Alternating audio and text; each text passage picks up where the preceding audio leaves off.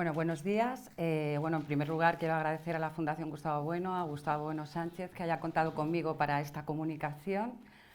Y bueno, como ha señalado Gustavo, voy a hablar de la eutanasia y de la trayectoria legal que ha tenido la eutanasia en España. Voy a referirme a otros países también, pero también en España. Bueno, como todos sabemos ya, la eutanasia en España es legal desde la entrada en vigor de la ley de 2021. Entonces, a partir de ese momento, España es el cuarto país de Europa que legaliza la eutanasia.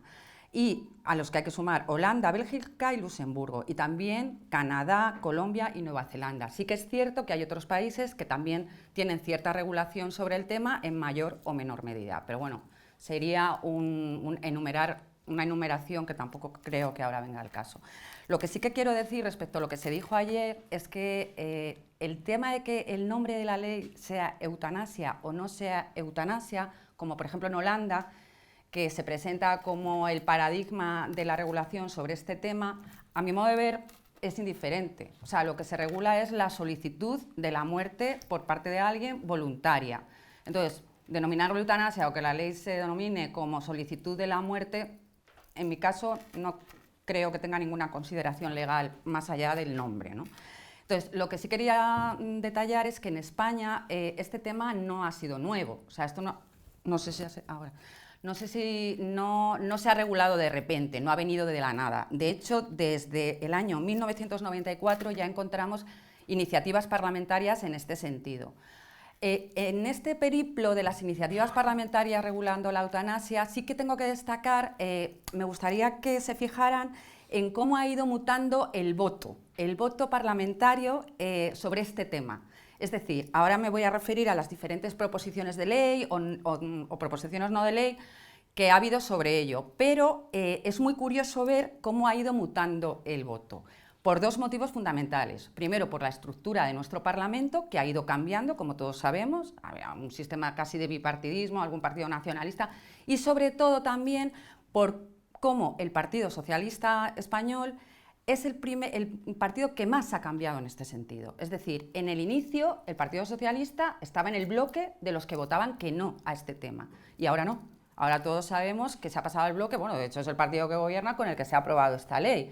Entonces, eso también es un reflejo de la evolución política, de la mutación política que estamos teniendo en España, por ejemplo, con el Partido Socialista. Entonces, la primera iniciativa, como no podía ser de otra manera, bueno, pues la presentó Esquerra Republicana de Cataluña con doña Pilar Rahola. Entonces, esto fue en el año 1994, presentaron una proposición no de ley. Y aquí es lo del voto que yo me refería, fue rechazada con 14 votos a favor nada más, 14 nada más, 282 en contra y 6 abstenciones, con un Partido Socialista ya. En 1997, durante la primera legislatura con el gobierno de Aznar, Esquerra Republicana, como no, seguía con el tema, presentó otra proposición no de ley, que no llegó ni siquiera a tramitarse, por motivos distintos.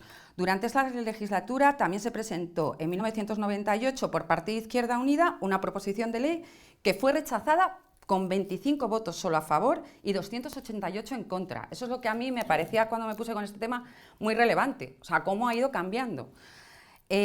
Bueno, y así sucesivamente. También lo volvieron a intentar los de Izquierda Unida en la siguiente legislatura, ya con Aznar también, una primera proposición de ley en el año 2000 que apenas tuvo apoyos, 175 en contra y 15 a favor y 110 abstenciones. La segunda también proposición de ley de 2002, ya aquí empieza a cambiar el tema, en el 2002, 124 votos a favor. Sucede algo por el cual ya el peso del voto va cambiando.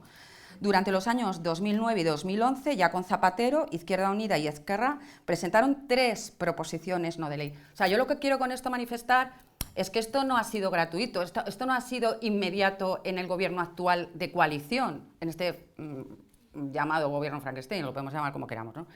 No, esto ya viene de antiguo. Lo que ha cambiado ha sido el peso de los votos, o sea, el sentido del voto, pero esto ya viene de hace mucho.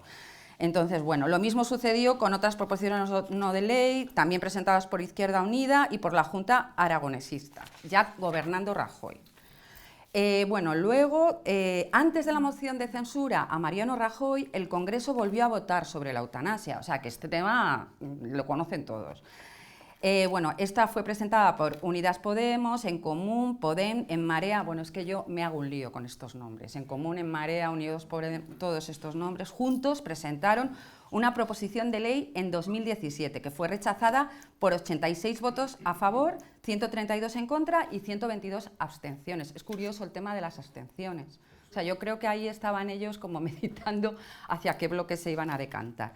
Esquerra volvió por su parte a presentar en 2017 una proposición no de ley y el Parlamento de Cataluña, como no podían faltar en esta fiesta, y el PSOE sendas proposiciones de ley, también a lo largo de 2017. En nuestros tres últimos casos, como se agotó la legislatura, pues no se pudieron ni votar, ¿vale? Por lo tanto, vemos que desde el año 1994 se está debatiendo esta cuestión en el Parlamento, con un amplio rechazo al inicio que luego ha ido cambiando, ¿no? No obstante, es necesario observar que a lo largo de todas estas votaciones este voto ha cambiado. Bueno, entonces ya voy a referirme a digamos, la evolución legal de este tema. Está la Ley General de Sanidad, en la que no voy a entrar, y luego está el Código Penal de 1995. A mí eso me parece bastante relevante, y luego la actual ley. Entonces, el Código Penal de 1995, vamos a ver, regula esto en el libro segundo, Delitos y sus penas, título primero, del homicidio y sus formas. Es decir, se habla de este tema en la parte del homicidio y sus formas. Esto es muy importante, homicidio. Entonces, el artículo 143, el Código Penal de 1995 tenía 4 puntos. El punto 1 hablaba de la inducción al suicidio, habla de la inducción al suicidio. Luego, el punto 2, a la cooperación necesaria al suicidio. Y el punto 3, si la cooperación llegara hasta el punto de ejecutar la muerte. Lo mollar está en el punto 4 del Código Penal del 95. Entonces, el punto 4 ha sido modificado por la actual ley de eutanasia, es decir, en una disposición al final de la ley se modifica el artículo 143.4 porque cambia un poco la redacción e introduce un punto 5 en este artículo 143 del Código Penal y esto es fundamental. Entonces, el punto 4 dice, de la redacción del 95 a la actual ha habido un poquito de modificación, pero no voy a entrar en ello porque son el que causare o cooperare activamente, actualmente, hoy en día dice, el que causare o cooperare activamente con actos necesarios y directos a la muerte de una persona que sufriera un padecimiento grave, crónico e imposibilitante o una enfermedad grave e incurable con sufrimiento físico o psíquico constante e insoportable por la petición expresa, seria e inequívoca de esta, será castigado con la pena inferior en 1 o 2 grados, ojo a esto, a las señaladas en los apartados 2 y 3. Es decir, ya aquí se establece un tipo privilegiado. Es decir, el Código Penal del 95 penaba este artículo, evidentemente se está refiriendo a la eutanasia, pero ya en el 95 con un tipo privilegiado. O sea, ya se está abriendo un poco el camino a la legalización de la eutanasia. No se establece el mismo tipo que para la inducción al suicidio, por ejemplo. No, ya es un tipo privilegiado y esto es muy importante. Y luego en el punto 5, que este punto sí que ha sido introducido por la ley de eutanasia, dice, no obstante, lo dispuesto en el apartado anterior no incurrirá en responsabilidad penal, no es delito, quien causare o cooperare activamente a la muerte de otra persona, cumpliendo lo establecido en la ley orgánica reguladora de la eutanasia. Pero esto hay que explicarlo bien, porque hay un caso al que luego me voy a referir, que es un señor que no sé si lo recuerdan, el año pasado creo que fue, lo tengo aquí recogido, que su mujer estaba muy enferma, era una enfermedad incurable y bueno, pues la mató, o sea, realmente la mató. Entonces, jurídicamente lo que ha sucedido es que este caso ha ido al juzgado de violencia de género, porque este señor mató a su mujer. ¿Qué pasa? Que el Ministerio Fiscal, ojo, el Ministerio Fiscal, no la defensa, el Ministerio Fiscal, que el fiscal general de Estado todos sabemos de quién depende, bueno, pues lo dice la Carta Magna, nada más, o sea, lo dice la Constitución y si no ya el presidente del Gobierno nos lo recuerda de vez en cuando. Bueno, pues el Ministerio Fiscal, después de que este caso se esté instruyendo en el juzgado de violencia de género, ha solicitado que se aplique retroactivamente a este señor la ley de eutanasia. Bueno, la Constitución, como mucha gente sabe, retroactivamente, cuando afecta para mal al penado, no se puede aplicar, pero la retroactividad, en este caso, como no es para mal, sino es para bien, podría entenderse que se pudiera aplicar. Pero yo creo que esto jurídicamente no se sostiene. ¿Por qué? Lo venía hablando con Pedro. Porque la ley de eutanasia, como ahora me voy a referir, no deja de ser una ley de carácter administrativo. O sea, la ley de eutanasia, cada vez que alguien solicita que se ejecute la eutanasia con esa persona, no necesita ir a un juzgado. Es como la ley de tráfico, que establece las sanciones si tú te saltas un semáforo. Va al juzgado cuando se concurren determinadas circunstancias que van por otra vía, que puede ser la vía penal, a la que luego me gustaría detenerme. No sé si me estoy explicando bien. Entonces, el Ministerio Fiscal solicita, esto me parece muy interesante, solicita que se aplique retroactivamente a este señor la ley de eutanasia, porque considera que de esta manera no habrá incurrido en un delito, no habrá cometido un delito. Pero yo no estoy de acuerdo, porque este señor no solicitó la eutanasia con todos los requerimientos de procedimiento que establece la ley, que bueno, es que ni me voy a detener en ello, pero bueno, tiene que solicitarlo, luego hay que solicitarlo 15 días después, pasa por un consejo, es decir, hay una serie, bueno, como todo acto administrativo, absolutamente igual que todo acto administrativo. Entonces, la ley es una ley que tiene un procedimiento administrativo. El Ministerio Fiscal solicita que se aplique retroactivamente una ley a un señor que ha ejecutado la eutanasia en su casa, sin cumplir los requisitos administrativos que establece la ley. Con lo cual, no se le podría tampoco aplicar la ley. O sea, aunque se decida aplicarle la ley, él, en su acto no concurren los requisitos formales exigidos para que se considere que no se ha cometido un delito. Entonces, esto me parece importante porque no incurrirá en delito, dice el Código Penal en su punto 5, introducido por la ley, bueno, no incurrirá si cumple los requisitos establecidos por esta ley de carácter administrativo, que no es otra cosa. Vale, luego me referiré también al reo de Tarragona porque está muy relacionado con este tema. Vale, entonces, como vemos, ya el Código Penal del 95 abre un poco la puerta, tipifica como delito la ejecución de la eutanasia, pero ya establece un tipo privilegiado, pero bueno, por lo menos lo tipifica como delito, ¿no? Entonces, bueno, pues vemos que ya se introducía en el Código Penal, pero ya en esta redacción del artículo 143.4 vemos que han introducido conceptos jurídicos indeterminados, que ya pueden dar lugar a diferentes interpretaciones y que se establece un tipo privilegiado. Por eso ya nos estaban dando. Entonces, por cerrar esta parte, la eutanasia y el auxilio al suicidio estaban prohibidos en nuestro ordenamiento jurídico, estaban prohibidos, recogiendo un tipo penal, que era privilegiado, pero que castigaba a quienes llevaban a cabo dichas conductas. Su tratamiento era benévolo, eso es verdad, pero estaban tipificados como delito, y el tipo privilegiado se traduce en una pena que discurre entre 6 meses como mínimo a 6 años menos un día como máximo. A este respecto, el delito de homicidio, por ejemplo, el homicidio no normal, el homicidio no es normal, pero el homicidio no de eutanasia se castiga con pena de 10 a 15 años o incluso superior, en grado si concurren ciertas circunstancias. Entonces, bueno, pues eso era la situación en la que nos encontrábamos hasta la ley, ¿vale?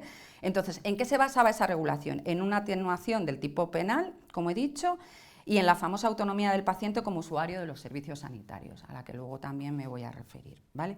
Bueno, voy a pasar someramente por la legislación en otros países, porque lo que nos interesa a nosotros creo que es la legislación en España. Entonces, bueno, países que hay varias categorías. Países que permiten la eutanasia. Actualmente son 4 en Europa. Países Bajos, que bueno, se presentan como el ejemplo en este tema. Es el primer país del mundo que legalizó la eutanasia en el 2002. También es posible para menores, a mí esto ya, para mayores de 12 años, y se está preparando un proyecto de ley para que los niños entre 1 y 12 años puedan también solicitar la eutanasia. Es increíble. No tengo palabras, bueno, sí que tengo palabras, o sea, un menor no puede ejecutar actos jurídicos sin autorización de su tutor, pero sí que puede solicitar la eutanasia en Holanda, ¿no? Bélgica legalizó la eutanasia también en el 2002, tras una ley de febrero de 2014, la eutanasia es accesible a menores sin límite de edad. Esto en Bélgica, bueno, no me extraña, porque bueno, Bélgica jurídicamente es lo que es, ¿no? Es un desastre, es absolutamente un desastre. Siempre que se obtenga el consentimiento de ambos padres y se compruebe si el niño es consciente de las consecuencias de su elección. A mí que alguien me explique cómo un niño de 5 años puede saber las consecuencias ni siquiera de comprarse un helado. con lo cual de solicitar la eutanasia, pues menos, ¿no? Luxemburgo legalizó la eutanasia en marzo del 2009, pero sigue estando prohibida para los menores, es un detalle por parte de Luxemburgo. Luego, países en los que se permite la eutanasia pasiva, bueno, sin entrar en la distinción de, o sea, sin poner en este momento en tela de juicio, porque nos alargaríamos mucho, la diferencia entre eutanasia activa y pasiva, ¿no? Francia, bueno, pues ya se ha hablado aquí estos días de Francia, pero bueno, la ley Leonetti de 2015, completada en 2016 por otra ley, permite la sedación profunda y continua hasta la muerte de los enfermos terminales. Pero el suicidio asistido y la eutanasia siguen estando prohibidos. Esta ley permite igualmente la interrupción de los cuidados en caso de afección grave e incurable, pero no es lo mismo interrupción de los cuidados que ejecutar la eutanasia. Dinamarca, la eutanasia está prohibida, pero un paciente incurable puede decidir la interrupción de los tratamientos, que no es lo mismo. Desde 1992, el caso de enfermedad incurable o accidente grave, los daneses pueden hacer un testamento médico al que luego también me voy a referir, al famoso testamento vital. Bueno, en Italia, la eutanasia activa se considera homicidio voluntario. Está penado, tipificado como homicidio voluntario. El suicidio asistido es ilegal a los ojos de la ley italiana, pero se asiste a una despenalización por parte de las jurisdicciones. Esto es muy curioso, los italianos, bueno, pues tienen sus triquiñuelas, ¿no? O sea, como se decía en la carrera, que es un jurista, pues alguien que sabe utilizar las leyes y usa y juega con ellas, ¿no? Y hace triquiñuelas. Bueno, pues la Constitución reconoce el derecho a negarse a recibir atención médica en Italia, pero lo que está sucediendo en Italia es eso, que la ley pena la eutanasia, es un delito, pero los jueces están emitiendo sentencias en los que se está, de hecho, despenalizando la eutanasia. Por eso me refería a las triquiñuelas, con lo cual, en poco tiempo, bueno, hoy es un día importante para Italia. Entonces, depende de lo que pase hoy, pues habrá una evolución u otra. Esperemos que yo creo que sea una buena evolución en este tema. Alemania, la eutanasia pasiva está permitida con el consentimiento del paciente. La pasiva, que no, la pasiva consiste en que le dejan morir, no es exactamente la eutanasia en el sentido de ejecutar la eutanasia, de inocular algo para que te mueras, ¿no? Portugal, bueno, ya hemos hablado aquí de Portugal, cuando el Parlamento portugués votó a favor de la despenalización del suicidio asistido el 19 de febrero del 2020, la ley fue censurada por el Tribunal Constitucional de Portugal y por el momento están con este tema a nivel constitucional, en el Tribunal Constitucional. Y Hungría y República Checa, los enfermos incurables pueden negarse a recibir el tratamiento nada más, ¿vale? Y aquellos países en los que está prohibida toda forma de eutanasia y suicidio asistido, sin duda alguna. O sea, aquí no hay interpretaciones que quepan. Grecia, las penas por eutanasia pueden llegar hasta 7 años de prisión. Rumanía, la legislación es exactamente la misma que la de Grecia. Polonia, la eutanasia se castiga con penas de 3 meses y 5 años de prisión. E Irlanda, toda forma de asistencia a la muerte o suicidio es ilegal y se castiga hasta con 14 años de prisión. Bueno, no creo que sea una coincidencia que se trate de Polonia, de Irlanda, de países bueno, pues que no son anglosajones precisamente, ¿no? Yo creo que eso, que no son protestantes, vamos. La evolución hasta hoy. Uno de los primeros casos famosos de suicidio asistido en España, todos sabemos que fue el de Ramón, iba a decir José Luis.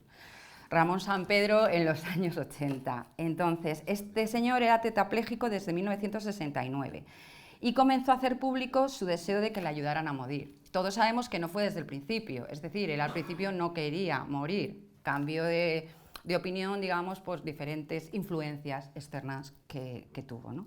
En 1998, cuando no consiguió permiso legal para este suicidio asistido, pidió la colaboración de 11 personas para llevar a cabo su eutanasia.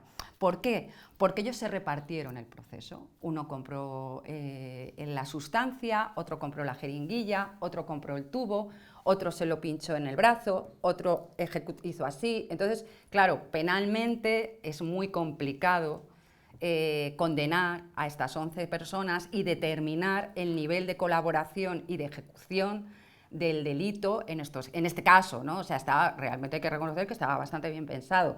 Y luego además tuvo mucho apoyo mediático, bueno, la famosa película que yo, como dice don Carlos Madrid, me perdono y no he visto, pero vamos, que tuvo un apoyo y eso fue también lluvia fina para calar tanto política como socialmente en España. En Francia, que ya se ha hablado en esta mesa de ello, a principios de del año 2000 fue el caso de Vincent Humbert, que alertó a la opinión pública sobre la cuestión de la eutanasia. Era un joven bombero, este chico de 19 años que quedó tetrapléjico, ciego y mudo después del accidente, totalmente incapacitado. En 2002 escribió, bueno, con la famosa ayuda de la madre, del dedo y tal. Yo aquí disiento un poco de lo que se ha dicho hasta ahora, ¿no? Porque accedió, escribió a Jacques Chirac reclamándose su derecho a morir y sabemos que se le dijo que no, ¿no? Tampoco entiendo que se trate de llevar a cabo las leyes o de regular el derecho, o sea, a través de cartas de madres a los presidentes de... Yo creo que hay otras vías, ¿no? Hay un parlamento, un congreso que aprueba las leyes, en España un congreso y un senado, es decir, todo lleva a su... No a golpe de carta de madre, por aunque fuera la madre tierra, pero me da lo mismo, así nos hacen las cosas, ¿no? Entonces, realmente tampoco tiene tanto mérito Jacques Chirac, porque hizo lo que tenía que hacer, ni más ni menos, en un estado como el francés. O sea, no, es que si no hubiera hecho eso, a mi modo de ver hubiera incurrido en una ilegalidad. Entonces, bueno, pues su madre finalmente le ayudó a morir y le administró pentobarbital de sodio y posteriormente un doctor decidió suspender todas las medidas de reanimación e inyectar cloruro de potasio para acelerar la muerte. Entonces, sí, qué bien que Jacques Chirac no le contestó, le dijo que no y tal. El chico se murió, al chico le mataron. Y un poco lo que he dicho antes de Italia, el juez instructor decidió cerrar el proceso debido al contexto particular y las presiones familiares y mediáticas. Estamos como lo que he dicho que está pasando un poco en Italia. Es decir, se le deniega, se incurre en un delito, pero el juez instructor decide que dada la presión mediática y social, que no pasa nada. Con lo cual esta es la trampa. O sea, es un poco el fraude ni siquiera fraude de ley es otra cosa. Bueno, todos estos dos casos dieron lugar a una evolución legislativa con la creación en España de la ley, de la famosa ley, de la de autonomía del paciente, ¿vale? Que es otro de los precedentes a la situación actual.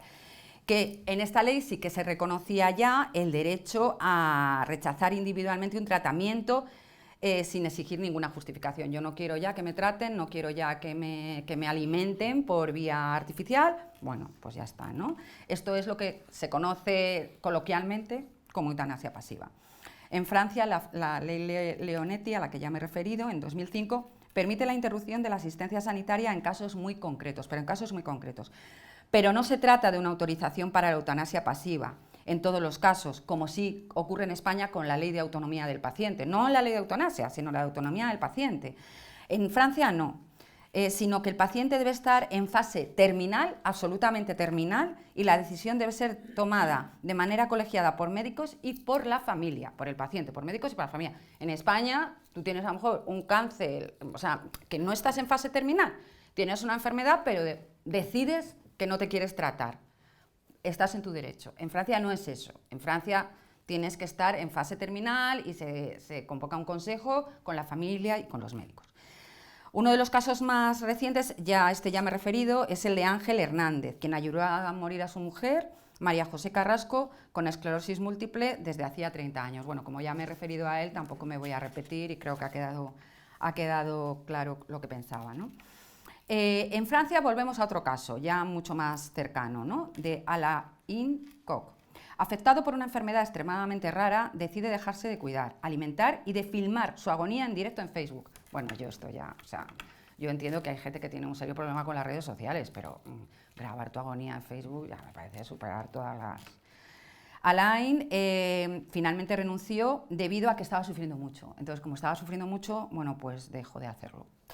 Y falleció el 15 de junio de 2021 en Suiza. O sea, él no llevó a cabo lo que había dicho de grabar su muerte en Facebook. Bueno, esto es como los presos, ¿no? Que se declaran en huelga de hambre hasta que ya no pueden más y comen.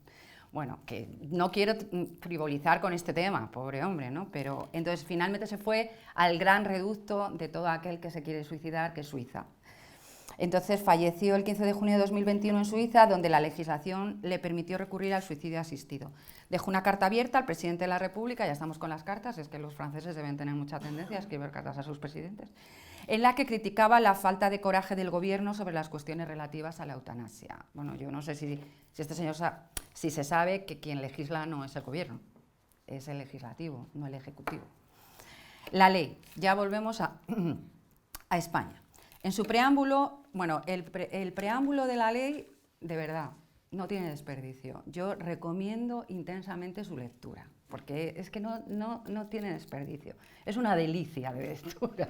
Entonces, se conoce como eutanasia. Entonces, en el preámbulo se acota el término eutanasia a lo que se conoce como eutanasia activa y directa. ¿Esto qué quiere decir? Que ya nos dice el preámbulo que se deja fuera de la ley del concepto penal de eutanasia las siguientes actuaciones. La conocida como la eutanasia pasiva, a la que ya me he referido, no adopción de tratamientos tendentes a alargar la vida y a la interrupción de los ya utilizados por el enfermo, es decir, lo que me he referido, que ya no me sigan tratando y ya me moriré de muerte natural y ya me moriré. Eso no se considera con la ley del 2021 eutanasia.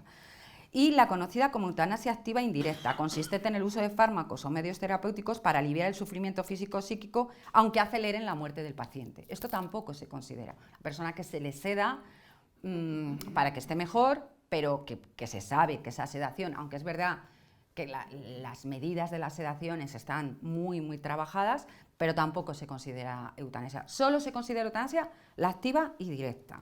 Entonces, a mí lo que ya me ha dejado estupefacta es cuando habla el preámbulo de las causas que han motivado al legislador del espíritu de la ley o incrementado el debate público sobre la eutanasia y que ha sido lo que ha forzado la aprobación de esta ley, ¿no?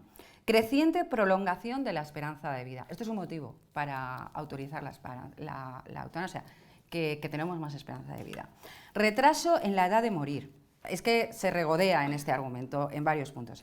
Retraso en la edad de morir, con importante deterioro físico o psíquico en ocasiones. Es decir, si se alarga la vida y, lógicamente, no tenemos la lozana salud de una persona de 36 años con 80, pues eso es un motivo también para legalizar la eutanasia. Incremento, es otro motivo, de los medios técnicos para alargar la vida. Es que por eso les repito que inciden una y otra vez en esto, ¿no? Sin lograr una mejora sustancial de la calidad de vida. Hombre, pues no. Secularización, esta es muy buena. Secularización de la vida y de la conciencia social y de los valores de las personas. Entonces, como se está produciendo una secularización de la sociedad, pues ya no tiene sentido vivir. O sea, ya como la sociedad española ya no se agarra a la religión, pues bueno, ¿qué sentido tiene vivir 80 años si pueden vivir solo 50?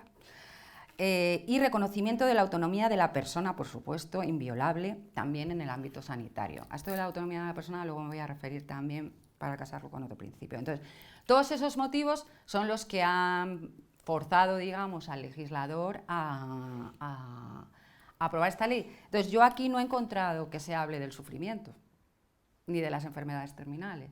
Habla de que se alarga la vida, de que hay medios técnicos. Entonces, yo no sabía si estaba leyendo el preámbulo, estaba leyendo a Malthus, pero bueno, me ha recordado en algún momento, ¿no? Malthus era un economista, pero bueno, sí que veo ciertos tintes malthusianos en esto, ¿no? Entonces, y de gerontofobia también, evidentemente, ¿no? Comentar, bueno, con todo esto el legislador se ve obligado a atender las demandas de la sociedad, no les ha quedado más remedio, ¿no? Por ello describe lo que considera, y a lo que se hace alusión a lo largo de todo el texto legal, el contexto eutanásico. Entonces, ¿en qué consiste un contexto eutanásico? En sufrimiento, aquí ya sí que hablan de sufrimiento físico y mental. Claro, ya si metemos lo mental, pues bueno, claro, habría gente que tendría que solicitar la eutanasia desde el día que nace, ¿no? O sea, es un poco lo que hablábamos ayer del suicidio, ¿no? Pues es que el penal es el cajón desastre para colar ahí lo que queramos. Posibilidades de aliviar su sufrimiento, posibilidades, como hay posibilidades de aliviar el sufrimiento, pues sí, te alivian el sufrimiento porque te mueres. Entonces, es evidente que dejas de sufrir. Convicciones morales de la persona sobre la preservación de su vida en condiciones incompatibles con su dignidad personal. A mí lo de la dignidad también me parece, pensé que me iba a sobrar tiempo y no sé si me va a dar tiempo. Su dignidad personal. Con garantías de que se haga con libertad, por supuesto, autonomía y conocimiento. y con valoración cualificada y externa. Sí, porque hay un comité, la ley hace alusión a un comité que tienen que además constituir las comunidades autónomas, porque la ley da un plazo de 3 meses a las comunidades autónomas para que constituyan los órganos requeridos para todos esos procedimientos formales que hacen falta para la solicitud de eutanasia. En unas comunidades se ha hecho ya y en otras pues todavía no, ¿no? Entonces, la ley introduce un nuevo derecho individual, así lo dice el preámbulo. La ley introduce un nuevo derecho individual y define la eutanasia como la actuación que produce la muerte de una persona de forma directa e intencionada, mediante una relación causa-efecto única, a petición informada, expresa y reiterada en el tiempo por dicha persona, y que se lleva a cabo en un contexto de sufrimiento, debido a una enfermedad o padecimiento incurable que la persona experimenta como inaceptable, para esa persona es inaceptable, y que no ha podido ser mitigado por otros medios, y distingue dentro del concepto de eutanasia 2 conductas diferentes, lo que ya he señalado. O sea, dentro de la eutanasia sí que es eutanasia activa y directa, la eutanasia activa llevada a cabo por un médico y la eutanasia en la que es el propio paciente quien termina con su vida, precisando eso sí que necesita la ayuda de un profesional que le diga qué se tiene que tomar y que le facilite los medios. Aquí nunca pensamos, cuando hablamos de los médicos, que lo tengo señalado al final, siempre pensamos en los médicos y tenemos que recordar también al personal de farmacia, a los farmacéuticos, que es un personal que en los hospitales tiene muchísima importancia, porque es quien prescribe, o sea, es quien realmente prescribe las dosis y entonces ellos también participan en la ejecución, ¿no? Y sobre todo referido al tema de la objeción de conciencia médica, ¿no? Bueno, la norma incluye, por tanto, 3 tipos de actuaciones. La eutanasia como nuevo derecho individual, regulando las garantías y requisitos para su ejercicio. Se incluye la eutanasia en la cartera de servicios del Sistema Nacional de Salud, garantizando, por tanto, su financiación pública, no gratuidad, porque la sanidad pública no es gratis, y modificando el artículo 143 del Código Penal, como ya he señalado, modificando el punto 4 e introduciendo el punto 5, ¿no? Bueno, aquí ya sí que me voy a detener un poco más ya en el análisis, ¿no? La prohibición penal anterior reflejaba la gravedad de la decisión de quitarse la vida o quitársela a otro y la renuencia a aceptar o promover tales decisiones. Al despenalizarla, se está reflejando un cambio de actitud en esta conducta y el sentido de la precaución, para mí esto es importante, el sentido de la precaución y gravedad se irán perdiendo entre la ciudadanía y la profesión sanitaria. Es decir, evidentemente, si se legaliza la eutanasia, ese sentido de gravedad del hecho de la muerte de una persona ejecutada por otra se va perdiendo, se va en cierta forma relativizando o perdiendo ese sentido negativo que tiene y que ha tenido en nuestra tradición jurídica siempre, ¿no? Entonces, por ejemplo, aquí también me quería referir a Montes y a las diferentes visiones que se tienen sobre la actuación. Pues bueno, voy a avanzar y luego me referiré a él. En la despenalización de la eutanasia o el suicidio, la acción que se realiza en el cuerpo de otra persona para poner fin a la vida es peligrosa. ¿Por qué? Por lo que estoy diciendo, porque abre un camino al que luego es difícil en el que luego es muy difícil revertirlo. Entonces, porque la prudencia es la virtud que intenta prever las consecuencias y evitar las decisiones de las que nos podemos arrepentir después. Y al llevar a cabo la eutanasia, estamos perdiendo ese principio de prudencia. Entonces, el debate yo creo que habría que situarlo en valorar si no existirían alternativas clínicas y cuidados paliativos, que yo creo que es lo fundamental en este tema. Hacer una buena ley de cuidados paliativos y realmente meterse a fondo en el tema de los cuidados paliativos, y es como se evitaría esto. Es como lo del suicidio, de las nuevas, o sea, la campaña que va a iniciar el gobierno para evitar el suicidio. No, está bien evitar el suicidio, pero lo que hay que hacer es promover que la gente tenga trabajo, que la gente tenga casa, que la gente tenga objetivos, que la gente tenga una formación sólida, que le haga ver que en esta vida hay que trabajar y hay que tener objetivos y no aburrirte en tu casa y pensar que tu vida no es digna porque te aburres. Bueno, pues con esto pasa lo mismo. Para mí los cuidados paliativos en el tema de la eutanasia son lo que es el pleno empleo, la educación y la economía bien solventada en el tema del suicidio. Tienen el mismo papel. Si se trabajara mucho el tema de los cuidados paliativos, no habría un aluvión de solicitudes de eutanasia, ¿no? Desde la perspectiva de las normas jurídicas, se plantean de modos muy diversos en función de la diversidad de los diferentes ordenamientos jurídicos a los que me he referido. En un sentido muy general, las normas jurídicas son, de hecho, las que terminan imponiéndose en la sociedad de referencia. Es un poco lo que estoy diciendo, ¿no? Entonces, me gustaría referirme aquí a lo que dice la Asociación Derecho a una Muerte Digna, que tuvo un papel preponderante y muy importante en el tema de San Pedro y en toda la legislación y en toda la elaboración de la ley. Para ellos, bueno, tiene un exceso de burocracia la ley. Para ellos es demasiado burocrática, o sea, debería ser una cosa que como mando un WhatsApp, voy a ejecutar la eutanasia. Les parece excesivamente burocrática y excesivamente garantista. Es excesivamente garantista. Entonces, yo no sé estos señores a qué querrían llegar, ¿no? Porque se requiere el informe positivo de 2 médicos. Entonces, claro, esto a ellos les parece que es un exceso de garantismo, ¿no? Y también les parece excesivo la Comisión de Garantías de Evaluación, que en otros países solo se interviene, pues esto es lo mejor, los de Derecho a una Muerte Digna dicen que es que en otros países la Comisión de Garantías y de Evaluación intervienen posteriormente. Y hombre, pues está bien, sí, está muy bien, o sea, posteriormente ya ha tenido a cabo lugar la muerte, ¿no? Entonces a mí me sorprende mucho. Y entonces estos señores de la muerte digna, Montes, el médico del hospital, vamos a ver, de Leganés, efectivamente, gracias Tomás. Aquí hay 2 interpretaciones. Yo no estoy conforme, tengo que decirlo, con la interpretación de que es que estaba tan saturado ese hospital que era una forma un poco de aliviar. Yo creo que este señor era un... Bueno, creo no, es que está ahí, hay constancia, hay escritos, hay declaraciones, hay de todo. Era un auténtico convencido y estaba metido en esta asociación de un derecho a una muerte digna, que un médico forme parte de esa estructura, ya a mí me parece hasta ilegal. Hasta ilegal. Este señor sabía perfectamente lo que hacía y cualquier persona, a partir de esa edad, no cualquier persona, pero es que aquello fue una auténtica masacre, en mi opinión. Y se mantuvo mucho tiempo, además se politizó muchísimo, se utilizó para atacar al partido gobernante en la Comunidad de Madrid en aquel momento, pero realmente se salieron con la suya. Este señor se fue a su casa cuando se había llevado por delante a un montón de gente. Entonces, estos de la muerte digna, bueno, pues es que ellos se consideran que pueden decidir cuándo alguien muere y cuándo alguien no muere. Es que, claro, me voy a meter y no quiero, pero es el tema un poco de los sanitarios y de la pandemia y de la decisión sobre la muerte de los demás, que a mí me parece un tema digno de estudiar. Entonces, Montes no lo hacía porque en la sala de espera hubiera mucha gente, porque si hubiera sido así, no hubiera regido el criterio de la ley, hubiera regido otro criterio. Otro, no sé cuál, el criterio de la gravedad de la enfermedad con la que esa persona está sentada en la sala de espera. Pero si casualmente fallecían personas a partir de una determinada edad, yo no creo que fuera por saturación. Bueno, si es que además él no lo escondía, él era muy directo en sus declaraciones, ¿no? Entonces, bueno, pues eso. ¿No? Entonces, para este activista de derecho a una muerte digna, bueno, pues es excesivamente garantista la ley. En cambio, para la Sociedad Española de Cuidados Paliativos, la ley es una confusa, superficial y absolutamente precipitada, y así lo dice su vicepresidenta Elena García.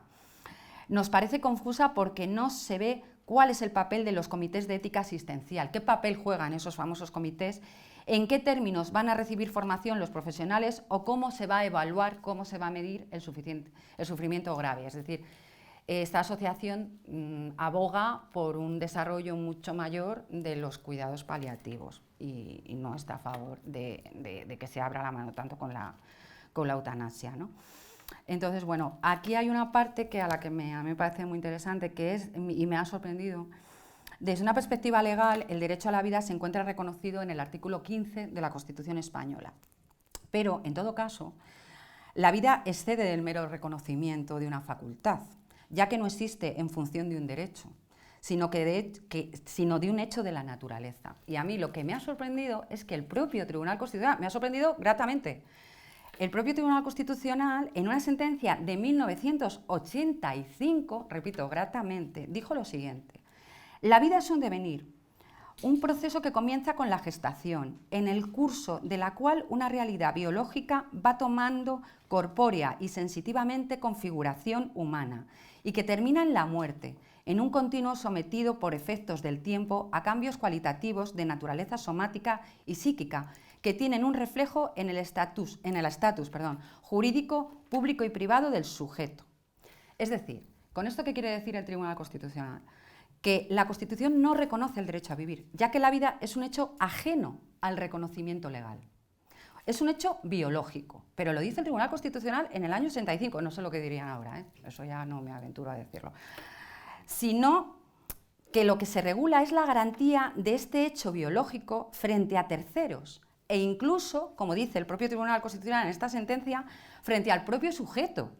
Es el propio Tribunal Constitucional el que en esta sentencia no incurre en el fundamentalismo jurídico, sino que lo critica, ya que ven en él los límites del derecho. O sea, a mí me ha sorprendido muchísimo, una sentencia del 85. También dudo que hoy emitieran dicha sentencia, pero bueno, a mí me sorprendió de verdad, ¿eh? En cuanto a la dignidad de la muerte, argumento empleado por los defensores de la eutanasia para una muerte digna, bueno, pues podemos afirmar que la dignidad se considera la forma en que los demás se ven en sí mismos en relación con los valores que aprecian, sus aspiraciones, su vínculo con sus seres queridos, etc. Y todo esto puede diferir considerablemente de una persona a otra. Por lo tanto, para mí, el argumento que asienta el reconocimiento de la eutanasia como el derecho a morir dignamente es rebatible desde una perspectiva ético-legal. ¿Por qué? Por dos motivos fundamentales. Si la eutanasia viene exigida por la dignidad humana, esto implica que cualquier persona estaría ética y jurídicamente legitimada para exigir al Estado su ayuda o colaboración para acabar con su vida, si considera que su dignidad está viéndose afectada. Lo que evidentemente es insostenible, porque, por ejemplo, voy a poner un ejemplo un poco radical. Si un yihadista considera que si no comete un atentado en la estación de Atocha o en la estación de Delicias, me da lo mismo, que no comete un atentado y mata a personas inmolándose, su vida no es digna. Entonces, podría llegar a darse la situación absurda de que le diga al Estado, como mi vida no es digna, si no me inmolo en la estación de Delicias, necesito que me ayudéis a inmolarme en la estación de Delicias, porque si no mi vida no es digna. Entonces, eso es lo que desmonta completamente, para mí, el argumento de que éticamente hay que tener una muerte digna, ¿no? Es, para mí, pues bueno. Entonces, a ver, perdón, me he perdido, ya no sé dónde tengo al yihadista. Vale. Claro, si la dignidad es un Si la dignidad es un valor predicable de todos los seres humanos, ¿con qué argumentos ético-legales podríamos restringir el derecho a morir dignamente en algunos contextos? Es lo que estoy diciendo. Si es la dignidad, ¿por qué en unos casos sí y por qué en otros no? Todas las personas humanas, por el hecho de serlos, tendríamos reconocido ese derecho a la eutanasia si nuestra vida es indigna. Y también, por otro motivo, porque el derecho a morir emerge en muchas ocasiones de unas condiciones sociales. Creo que Íñigo ayer se refirió a ello. Es terrible y criticable que no se aborden las reformas sociales necesarias para el tema de los cuidados paliativos, pero que no es tan sencillo. Entonces, la eutanasia legalizada debería ser jurídicamente una excepción, debería ser excepcional. El derecho especialmente, ya me he referido a ello, en nuestra tradición jurídica estaba penadísimo el matar a alguien, siempre. Hasta la aprobación de esta ley, todo lo contrario, se tendía a limitar el homicidio justificado muchísimo. Casi estaba restringido a la defensa propia. Era el único caso en el que no se consideraba un delito el homicidio, cuando era en defensa propia. Poco más, poco más. Incluso los homicidios imprudentes, vas con el coche y claro, Oviedo por la noche es lo que tiene, ¿no? Y luego coges el coche y atropellas a alguien y le matas. Pues eso está también penado y se va a la cárcel. Por eso, tradicionalmente, nuestra tradición jurídica iba así. Entonces, esto ha supuesto un vuelco total, ¿no? Porque, bueno, ahora me refería a ello, es una ley absolutamente ideológica, ¿no? Con esta ley que tenemos ahora no se ha abierto el camino a la despenalización, no. No se ha optado por la no intervención del derecho en determinados casos, sino que de una forma contraria a nuestra tradición jurídica se ha establecido un procedimiento por el que el derecho garantiza una muerte intencional. O sea, no se despenaliza, sino que el derecho se preocupa de garantizar una muerte intencional, o sea, de facilitar una muerte intencional. Y se ha construido un procedimiento que garantiza la denominada, y que ya me he referido a ella, muerte digna, ¿vale? Entonces, el énfasis en la libre elección de las formas de morir que puede representar el reconocimiento de este derecho a morir lleva a, lo que he dicho ya antes, a relativizar absolutamente el tema de la muerte y de la ejecución de un homicidio o de una muerte en un tercero, ¿no? La lógica del principio de autodeterminación, a esto sí que me quiero referir también. Para decidir, la autonomía individual del sujeto que quiere que se le practique la eutanasia, ¿no? Bueno, pues la lógica del principio de autodeterminación para decidir sobre el final de la vida se basa en la soberanía del individuo sobre su vida y a ignorar los requisitos que limiten este ejercicio. Esta lógica se suele emplear junto con el principio de utilidad. O sea, ellos utilizan mucho el principio de autodeterminación, ellos me refiero a las mentes pensantes que han elaborado esta ley y todo su comité asesor, ¿no?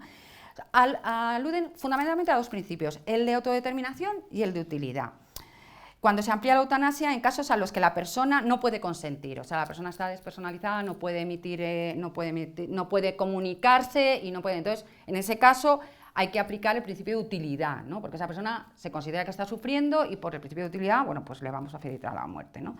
Se trata de estos casos. Entonces, ¿qué sucede? Pero estos dos principios, autodeterminación y utilidad, realmente son incompatibles. Son totalmente incompatibles y por lo tanto no sirven para sostener la regulación de la eutanasia, ya que de ser un acto que afecta a todos los seres humanos, la muerte pasa a ser una decisión que, aunque aparentemente adopta al sujeto en su autonomía individual, ¿quién la ejecuta? ¿A quién se le pide que ayude para ejecutarla? Al Estado. Con lo cual no casa el principio de autodeterminación del sujeto con el principio de utilidad. Son contrarios, o sea, son opuestos. Entonces, es el Estado actuando tanto en el plano normativo, porque es el Estado el que emite la ley, es el Poder Legislativo quien aprueba la ley, es el Estado quien aprueba la ley, quien aprueba el plano normativo y el administrativo, que regula, por un lado, el legislativo define las condiciones y el administrativo es quien ejecuta, quien vela por la ejecución de la ley. En estos casos el Estado ha fracasado, si no procura los medios para lo que he dicho yo, para cuidar los cuidados paliativos, para la cronicidad, y para que los enfermos terminales tengan un fin tranquilo y sin ejecutar la eutanasia, ¿no? Además, la visión del ser humano como persona independiente, sin formar parte de una sociedad, es realmente una abstracción. Y por lo tanto, si la persona es vista como un extraño o incluso como un estorbo, porque no sé si se acuerdan de lo que me he referido en la exposición de motivos, bueno, en el preámbulo, los motivos que aducen para aprobar esta ley. Entonces ahí realmente parece que a partir de cierta edad o de ciertas condiciones físicas se es casi un estorbo, ¿no? Bueno, pues es más probable que se piense en la eutanasia. Es decir, si socialmente, si legislativamente, si políticamente se vende que a partir de cierta edad o de ciertas condiciones físicas se es un estorbo y hace falta, reducir la población, bueno, pues la gente lo va a ir asimilando y de aquí a 10 años no nos va a parecer, no me incluyo a mí ni a ustedes, no nos va a parecer tan grave, porque es lo que ha pasado con el aborto. Hay un escrito de Bueno que ya lo decía, con el aborto al final, en un momento determinado se vio muy mal, pero la sociedad se va acogiendo a esto, es que Bueno ya lo dijo. Entonces con esto puede pasar lo mismo, por eso es tan trascendental, tan negativa la aprobación de la ley. Se puede afirmar que uno de los motivos por los que se solicita la eutanasia es el deterioro y la pérdida del sentido de pertenencia a una comunidad. El deseo de morir en ocasiones surge porque el individuo ha muerto socialmente. Bueno, un ejemplo es en la metamorfosis. O sea, cuando el individuo considera que ha muerto socialmente, puede tender a solicitar la eutanasia porque no se ve su sentido de pertenencia. Entonces, cuando en la metamorfosis, en el libro de la metamorfosis se ve, porque Gregor Samsa, ¿cuándo quiere morir? Él no quiere morir a lo largo del libro, él no quiere morir, él ya asume su papel y convive casi con su familia. ¿Cuándo decide morir? Cuando su hermana reniega de él delante de unos terceros. Entonces, en ese momento, él ya no forma socialmente parte de esa familia y ya no tiene ningún motivo para seguir viviendo, porque ya socialmente se siente totalmente excluido. Se va a su habitación y al día siguiente aparece muerto. ¿Por qué? Porque la vida es social. Entonces, eso es muy importante también tenerlo en cuenta, ¿no? Entonces, bueno, yo también iba a hablar de la muerte del individuo y tal, pero bueno, creo que no me quiero alargar en exceso, ¿no? Y sobre el testamento vital. Sobre el testamento vital sí que quería referirme. El testamento vital, bueno, hay mucha gente que hoy en día ya elabora un testamento vital, ¿no? Entonces, si una persona que ha elaborado un testamento vital llega un momento que está terminal, que no puede comunicarse o que tiene un accidente que le deja tetrapléjico, como este caso de Francia, resumiendo, que no puede comunicarse, ¿no? La interpretación que se da en la ley es que si tú has hecho testamento vital y llegas a esa circunstancia, se sobreentiende, se interpreta que esa persona quiere que le practiquen la eutanasia, ¿no? Y yo no estoy conforme tampoco. En los casos en los que no se puede comunicar, la apelación al testamento vital es una mera petición de principio. Es una mera petición de principio. Pues lo que se discute es si la eutanasia es admisible o reprobable independientemente de la opinión del interesado en el momento de su testamento vital. Porque tampoco, esa persona cuando hizo el testamento vital, pues podía pensar, en el testamento vital lo que puede es que no quiero que me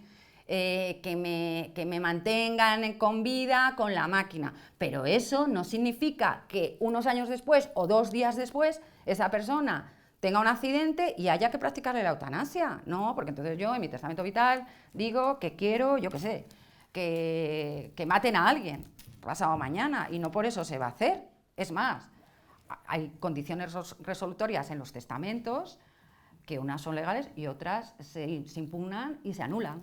O sea, una persona en un testamento no puede ponerle, le dejo todo a mi hijo, pero si no se casa con su novia de toda la vida, a la que no puedo ni ver. O sea, hay condiciones resolutorias en los testamentos que si se impugna, el juez va a decir, no, esto es nulo, esta condición resolutoria es nula, pues esto es igual. Entonces, desde una perspectiva ética estricta, el problema de la eutanasia se plantea en función de los conceptos de firmeza y generosidad y no sé si, es que no sé muy bien cómo voy de tiempo. ¿Bien? Vale. Pues la firmeza y la generosidad se mantienen precisamente en los puntos de conexión entre el individuo y la persona, ¿no? Cuando suponemos dada una situación de desconexión total, que es esta a la que me he referido del individuo y de la persona, y refiriéndonos únicamente al individuo, porque ya hay una despersonalización, ¿no? Parece evidente la imposibilidad de aplicar al caso ningún tipo de virtud ética ni de firmeza. En esta situación no son tanto los valores éticos, sino cuanto los valores morales los que impedirían practicar la eutanasia, ¿no? Y bueno, me quería referir también aquí a un tema que ya se ha tocado, que es por qué la ley actual no habla de paciente y la interpretación que ya en esta mesa se ha hecho sobre ello. A mí no me parece, ni siquiera no es que no me parezca importante, es que me parece completamente intencionado. Es decir, con estos motivos que yo he dado al inicio de mi intervención, establecidos en el preámbulo de la ley, aumento de la edad de vida, aumento de las condiciones técnicas para mantener la vida, con esos argumentos, la ley es evidente, y aparte que es una ley absolutamente ideológica, es evidente que lo que trata es de implantar la eutanasia como algo normal en nuestra sociedad. Lo que he dicho que ha pasado con el aborto, si no se evita, sucederá con la eutanasia. Entonces, al poner la palabra paciente en la ley, que no pone paciente, no es algo casual o no es algo porque, que también quien ha hecho esta ley sean una panda de iletrados y personas carentes de formación jurídica y médica. No, no. Es algo completamente intencionado. Es algo intencionado, porque si ponemos paciente, lo estamos restringiendo mucho más al ámbito de las enfermedades, al ámbito de las enfermedades terminales, de las enfermedades físicas. Si no ponemos paciente y aludimos a motivos mentales, estamos salvando para bien esa intencionalidad de implantar la eutanasia como algo lógico, como algo normal y como algo casi cotidiano en nuestra sociedad. Entonces, yo disiento en que esa ausencia de la palabra paciente sea algo...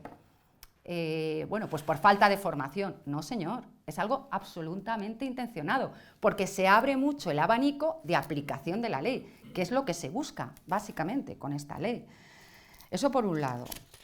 Y por otro lado, lo que he señalado antes de que se tocó ayer en la excelente intervención de Atilana Guerrero, de las medidas del suicidio. A esto me quería referir.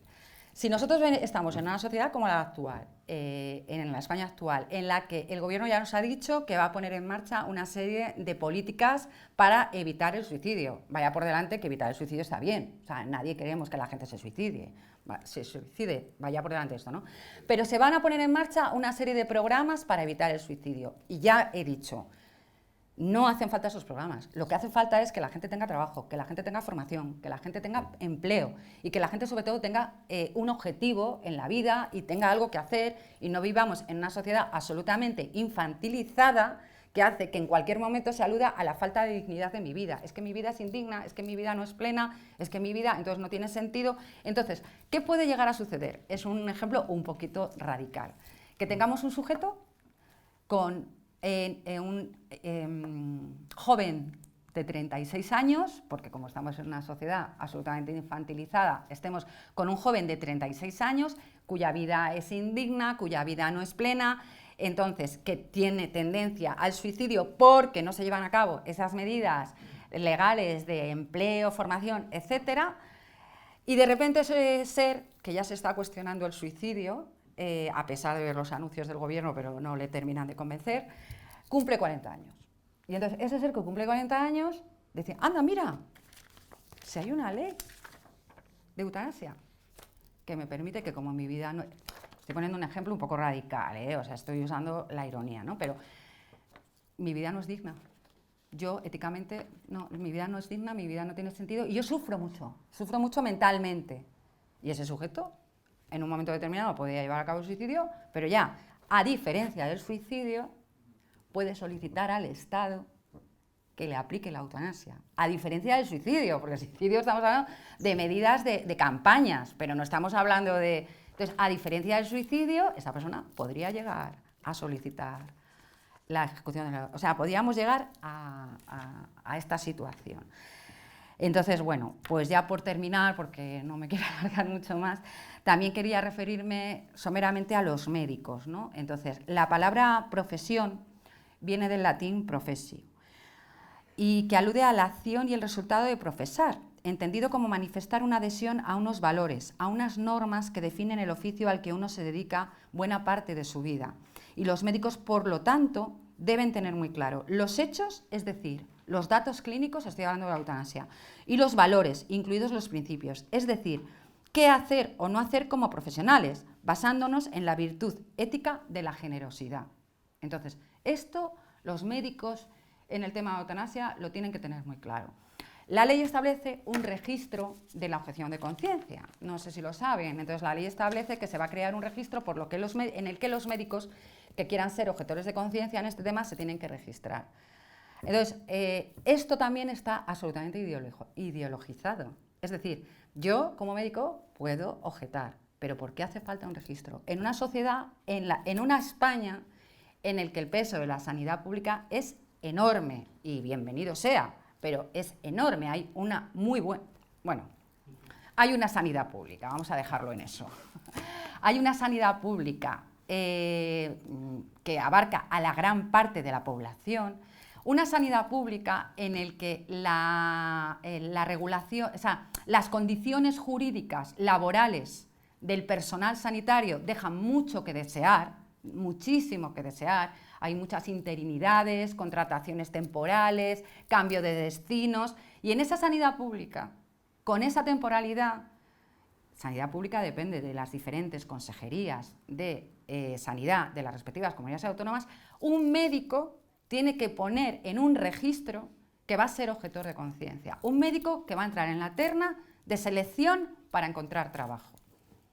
Entonces, a mí ese registro no me parece bien. Yo creo que los médicos, por supuesto, faltaría más, tienen que objetar y está fenomenal que objeten, pero que se registre eso en un contexto de sanidad pública con unas condiciones laborales muy determinadas y muy mejorables, que tengan que encima registrarse, bueno, en fin, yo una más de la ley. Así que con esto, bueno, pues yo ya he terminado. Muchas gracias.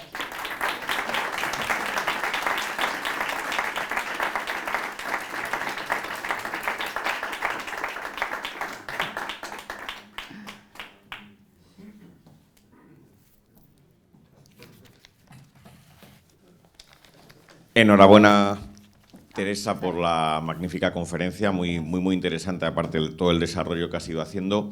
Y yo te quería hacer un comentario y una pregunta. El comentario es que ese ejemplo que has puesto con una cierta ironía, pues no hace mucho, unos meses, en Canadá ya ha pasado. Dos mujeres sin hogar, sin techo, que bueno, viendo que es no, van mal viviendo, pues ahí no hay un estado, a lo mejor en el sentido de bienestar como el que puede haber aquí, pues acaban pidiendo la eutanasia y el gobierno canadiense se lo ha concedido. Pues mira, no lo sabía. Cansadas ya de vivir, pues mal vivir, pues nada, pero en fin, cuando el problema no es un problema aquí de ningún tipo de Físico. enfermedad Claro. terminal, nada, sino simplemente de falta de trabajo, falta de casa, etcétera. Y luego lo que te quería preguntar es si podías contarnos un ejemplo, que sé que me contaste, el del famoso reo catalán. Sí, bueno, creo que Pedro también. Sí, bueno, este reo catalán de... Bueno, él no era catalán, yo creo que él era rumano, ¿eh? En Cataluña, en un pueblo de Tarragona, bueno, pues esta persona trabajaba en una empresa de seguridad y entonces él, creo que le despidieron. Bueno, la cuestión es que llegó a su empresa y disparó y mató a 2 personas, hirió a sus compañeros, o sea, horrible, horrible. O sea, lo que es un homicida, pero vamos, de libro, un homicida de libro. Pero los mozos de escuadra llegaron y entonces le dispararon y le dejaron tetrapléjico y imposibilitado además, o sea, muy mal, ¿no? Y entonces este señor fue a la, bueno, este sujeto fue a la cárcel. Entonces él solicitó la eutanasia. Entonces, ¿qué sucedió?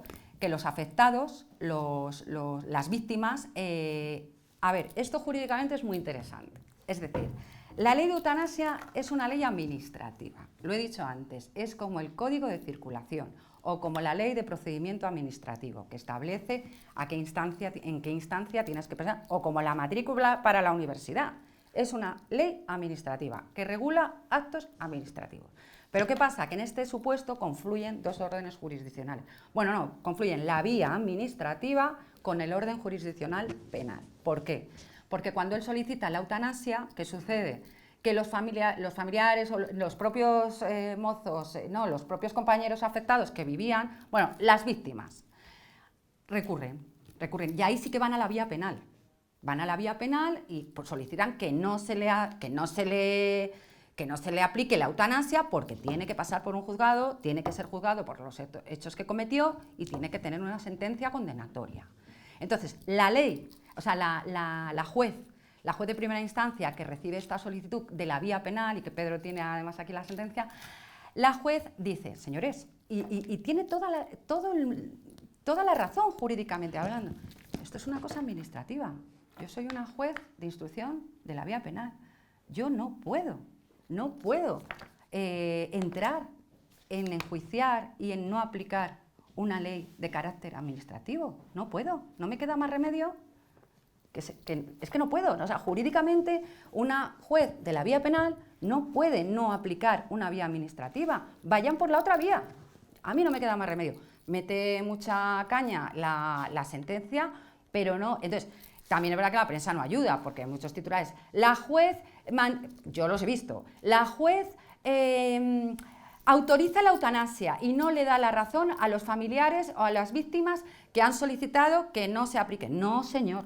La juez lo único que hace es regular lo que es su competencia jurisdiccional. Que es decir, señores, yo soy una juez de lo penal. No puedo parar la ejecución de una ley administrativa. No lo puedo hacer.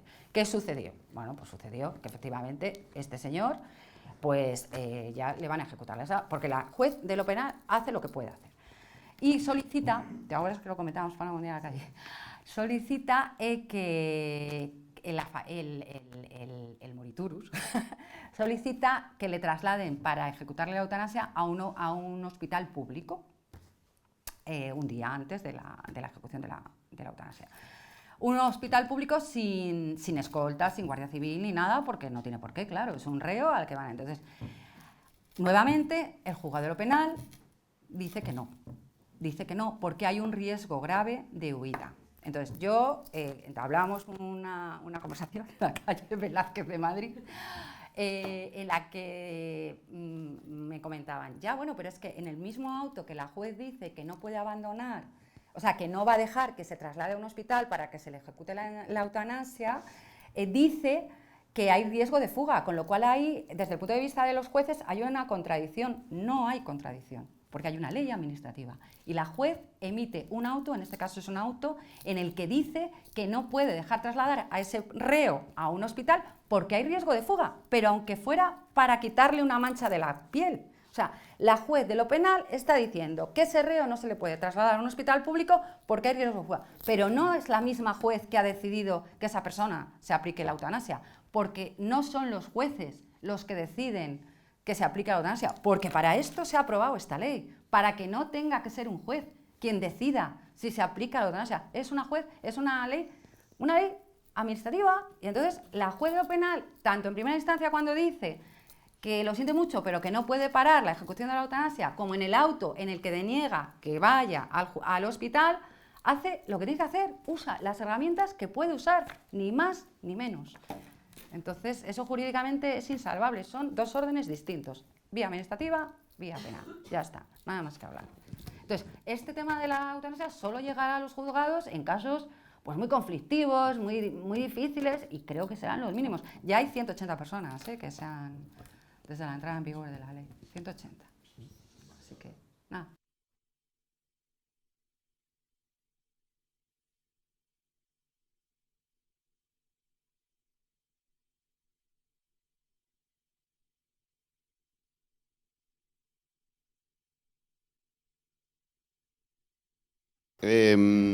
Bueno, en primer lugar, pues por supuesto felicidades a Teresa por esta conferencia tan interesante y además tan fina en el análisis de la ley. Vamos, quiero decir que eso es lo que pasa cuando se domina la categoría también como tú. Así que me ha parecido, vamos, enhorabuena, pero sobre todo gracias porque he aprendido mucho.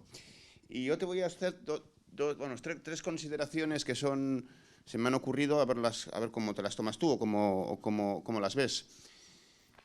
Vamos, sobre tres cosas distintas, ¿no? La justificación esta de la eutanasia por aliviar el sufrimiento. Claro, yo tengo problemas aquí no con el contenido de esta justificación, sino con su forma lógica, con la estructura lógica misma, porque aliviar el sufrimiento supone un sujeto que tiene sufrimiento. Si destruyes el sujeto, se acaban los sufrimientos y no se alivian ni se dejan de aliviar. Sí. Es como los procesos estos jurídicos en Estados Unidos que llaman de wrongful life y wrongful birth, en el que un individuo con síndrome de Down enjuicia a sus padres por no haber abortado en su momento. Entonces, ¿cuál es el sujeto del derecho al aborto si el aborto lo hubiese destruido, ¿no? Quiero decir que es una estructura lógica que está hecha polvo completamente. Y algo parecido pasa con lo de la objeción de conciencia de los médicos, porque la objeción de la conciencia parece que sugiere que ceteris paribus los médicos tienen que hacer la eutanasia y entonces habrá un grupo que por razones especiales de conciencia objeten. Pero en realidad es al contrario.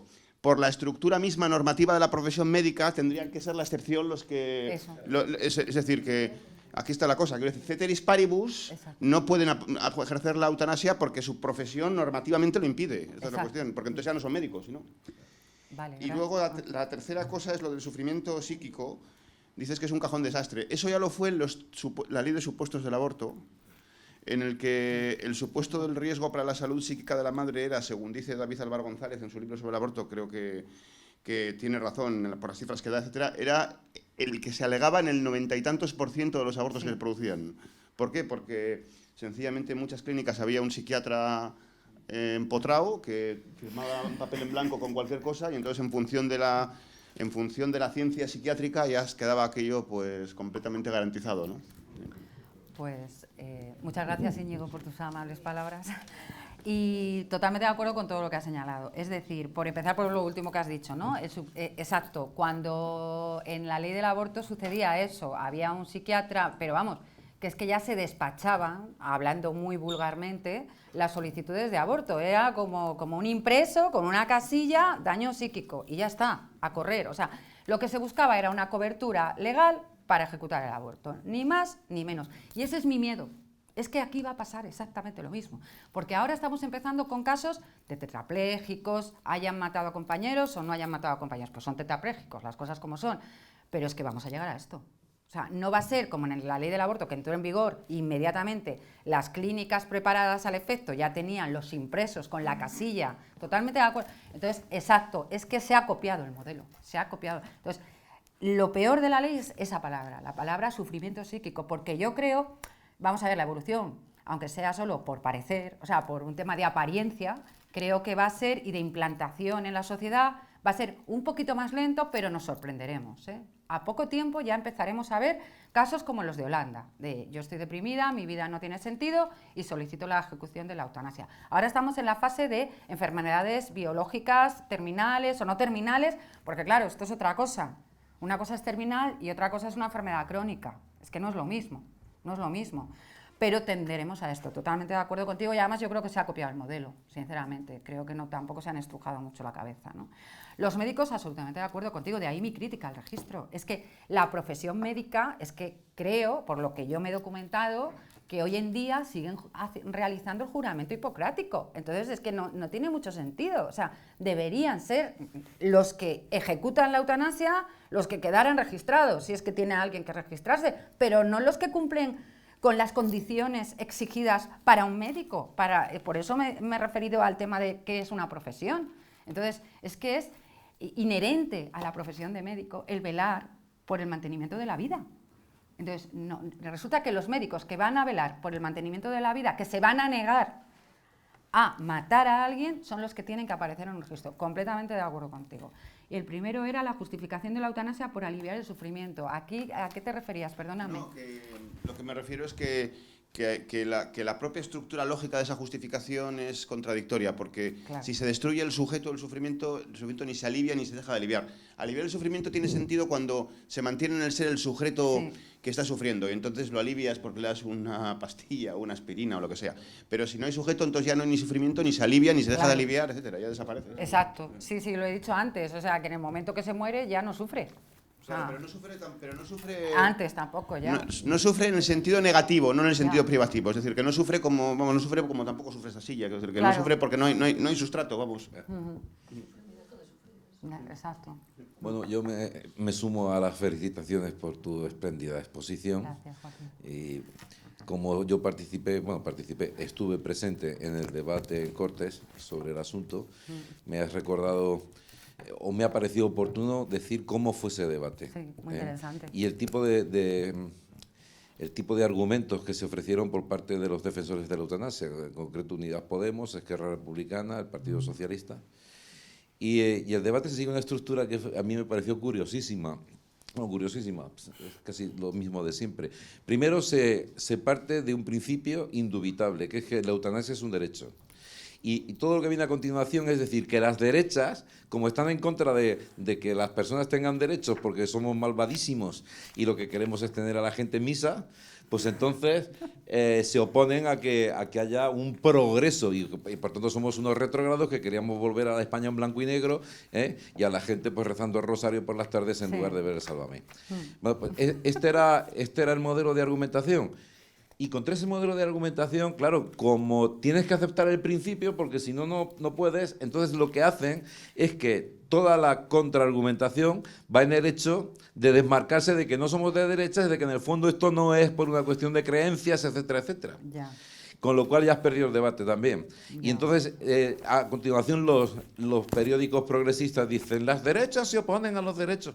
O sea, todo esto, en el fondo, pues igual que cuando hay un crimen pasional se dice aquello de chercher la femme, pues aquí es buscar el dinero. Aquí lo que ocurre sencillamente es que mantener a un enfermo terminal en un hospital, mantener a un enfermo crónico en un hospital es carísimo. Y entonces pues se trata de echar por el camino del medio. Es puro capitalismo en sentido absoluto, vamos. Esto lo vio muy bien el representante del Partido Comunista Portugués cuando hizo un magnífico discurso en contra de la eutanasia en estos términos. Y por acabar y añadir una cosa, es muy curioso el caso de la eutanasia en Japón, porque Japón es un país que ha tenido siempre mucho respeto por los ancianos, y forma parte de su tradición. Pero, curiosamente, en las épocas de crisis y de hambrunas, se institucionalizaba la figura del anciano que la familia lo abandona en una montaña sagrada para que se muera allí. Sí, es verdad. Es una figura tradicional. Y ahora, a partir de los años, de mediados de los 90, está en una fase anterior a la nuestra, abriendo, tú lo has mencionado también, la famosa ventana de Overton, ¿verdad? Sí. Y resulta que hace unos meses, o quizás un año, una directora de cine japonesa hizo una película que no me acuerdo cómo se llamaba, así, de Japón 75 o algo así, en donde ella, en la película, lo que hacía era imaginar que en Japón el gobierno les ofrece a los ciudadanos mayores de 45 años una cantidad de dinero a cambio de que al cabo de un año ellos pidan la eutanasia. Bueno, pues ella lo hacía en plan crítico, ¿no? Para mostrar la aberración. Pues resulta que en una encuesta que hicieron, el 75% de los encuestados les parecía bien la medida. ¿En serio? ¿De verdad? Les parecía bien la medida, creían que era mejor la calidad de vida que la cantidad. Y entonces, si el Estado te va a dar... Claro, aquí ya es el cálculo racional. Si este señor me va a costar, qué sé yo, 500.000 euros mantenerle con vida hasta los 80, si le doy ahora 300.000, se lo pasa muy bien, se va por ahí de casinos o se va de lo que quiera, ¿no? Y luego pues muere feliz porque los últimos años que ha pasado, pues los ha pasado con gran calidad de vida. Bueno, pues lo cruel del asunto es que cuando preguntaron a la gente estaban de acuerdo. Y socialmente pues es lo típico que vas por la calle y un señor mayor y dice, ¿ya dónde vas tú con 80 años ya, verdad? Es decir, que en el fondo... esa ventana de Overton empezó a abrirse cuando se infantilizó la sociedad y cuando el ser anciano o viejo era en sí mismo una refutación. Exacto. Exacto. Entonces ahí empezó la cosa. Y entonces ellos mismos son los que piden la eutanasia. Y entonces, como la piden ellos, ya se ha convertido en un derecho. Pero todo esto tiene que ver con esta sociedad monstruosa a la que nos encamina este neocapitalismo, o como le queráis llamar, en donde las personas pues realmente ya no son personas, son números. Sí, muchas gracias, Joaquín, y muchas gracias por tu aportación en esos debates parlamentarios. Pero es que es lo que has dicho tú, por contestar de Joaquín, lo del derecho. Por eso, a mí, que hoy en día no sirve para nada, me resultó tan impresionante el tema del Tribunal Constitucional. O sea, porque es una declaración increíble, pero es del 85. Porque, claro, no creo, tú lo sabrás mucho mejor que todos los que estamos aquí, que estén preparados para entrar en el debate de si es un derecho o no es un derecho. O sea, es que no se puede, ¿no? Pero ese es el problema. Y sobre el de Portugal, si queréis tengo aquí sus declaraciones y soy capaz de verlas porque la letra es enana. A ver... sí, es António Filipe, del Partido Comunista Portugués, en el Parlamento de Portugal, cuando se debatía acerca de la despenalización de la eutanasia. Dice, la eutanasia no es un signo de progreso, sino un retroceso de la civilización. Esto dijo este señor. Y añadió, se ha instalado un verdadero negocio internacional de muerte anticipada, lo que decías tú, Joaquín, y que alguien pretenda anticipar el fin de la vida porque no tiene garantizados los cuidados necesarios, merece comprensión, solidaridad y apoyo para que tenga una verdadera alternativa. Así, la oposición del Partido Comunista a la eutanasia radica, dijo, en movilizar los avances técnicos y científicos para asegurar el aumento de la esperanza de vida y no para acotarla. O sea, impecable, impecable. Así que sí, totalmente de acuerdo también. Sí, Teresa, bueno, todo lo que habéis dicho está perfectamente bien hilvanado. Yo creo que estas leyes que tú has expuesto aquí, bueno, pues son totalmente ideológicas y tienen como sentido poner también, pues, no poner coto a la debilidad cada vez mayor de los estados e imponer un modelo de sociedad donde evidentemente al sujeto solo se le valora en cuanto que es productor o consumidor, con lo cual la persona a partir de cierta edad que ya no consuma dentro de ese mercado pletórico, pero que sí supone un costo, pues sobre todo no hay más que ver que en España han disminuido pues la creación de escuelas, dado que la natalidad es mínima, pero sin embargo se han disparado la fabricación de geriátricos, y los geriátricos, tanto públicos como privados, bueno, los privados son un negocio tremendo, los públicos no tanto, porque evidentemente, sobre todo en España, que hay una alta tasa de viudas que quedan con pensiones muy pequeñas, pues claro, no pueden cubrir los gastos de lo que es su manutención y su supervivencia en un geriátrico a partir de cierta edad, donde los síntomas de Alzheimer se pueden confundir muchas veces con depresión endógena monopolar. De hecho, distinguir entre un Alzheimer y una depresión endógena monopolar depende de si lo ve un psicólogo, lo ve un neurólogo y lo ve un psiquiatra. Y como la psiquiatría no deja de ser un fantasma noseológico porque no tiene un campo propio, porque está precisamente como campo noseológico entre la frontera entre la neurología y la psicología, claro, el problema de la ley, como todas estas leyes, es que caen en el dualismo. por un lado, el dualismo individuo-persona, que se confunde, no es lo mismo individuo que persona. El dualismo ética frente a moral, es algo que ya ha llamado muchas veces la atención sobre ello, Felicísimo Balbuena, es decir, cómo en España toda la clase ética y por ende, digo, de profesores de ética y jurídica toman el concepto de ética en los términos de la filosofía anglosajona. Es como pretender ahora hacer pasar eso, noseología por epistemología, para que así nos acepten en el mercado anglosajón. Claro, eso es un craso error. Porque la dimensión ética del individuo no está desconectada de las relaciones familiares y de las relaciones consanguíneas. Entonces, claro, la fortaleza ética evidentemente tiene que ver con esas correlaciones. Y por otro lado, cuando se habla de sufrimiento psíquico, eso es una ambigüedad también tan tremendamente bien calculada que se va a hacer pasar la eutanasia, o la supuesta ley de muerte digna, en el fondo como una forma de suicidio. Porque el concepto de sufrimiento... El concepto de sufrimiento no es un concepto que tú puedas medir en una escala. Eso lo saben, bueno, lo sabe Einstein cuando, por ejemplo, establecíamos variables de la personalidad, extroversión, intraversión, neuroticismo, estabilidad. Claro, son escalas que miden lo que quieren medir, porque todos sabemos, por ejemplo, que en los geriátricos, pues, para los casos de depresión o incluso para los casos de Alzheimer se utilizan neurolépticos. Claro, los neurolépticos, por un lado, sí, te anulan el sufrimiento psíquico, pero te despersonalizan, porque bloquean la recaptación de dopamina en las áreas prefrontales del telencéfalo, con lo cual la persona ya sí sigue siendo individuo, pero persona no es, porque enseguida deja de reconocer a los hijos, deja de reconocer a las personas queridas, aunque la dimensión etológica, afectiva, pueda seguir existiendo. Y como se le da después el poder al médico para determinar qué entiende él y qué no entiende él por sufrimiento psíquico, evidentemente, pues eso abre toda la ventana.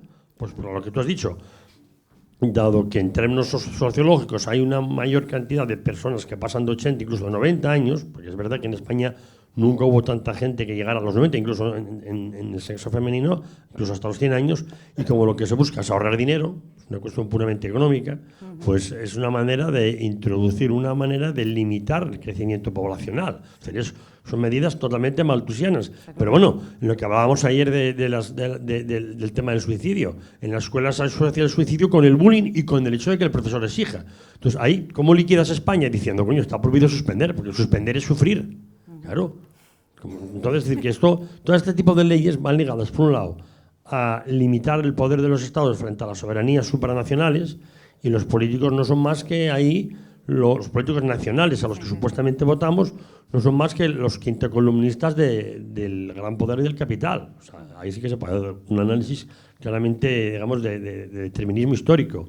Entonces, claro, la ley es tremendamente peligrosa porque el sostenimiento de los geriátricos es, evidentemente, carísimo. Y eso que en España, por lo menos yo lo sé por el Clínico de Salamanca, existen unidades del dolor muy buenas.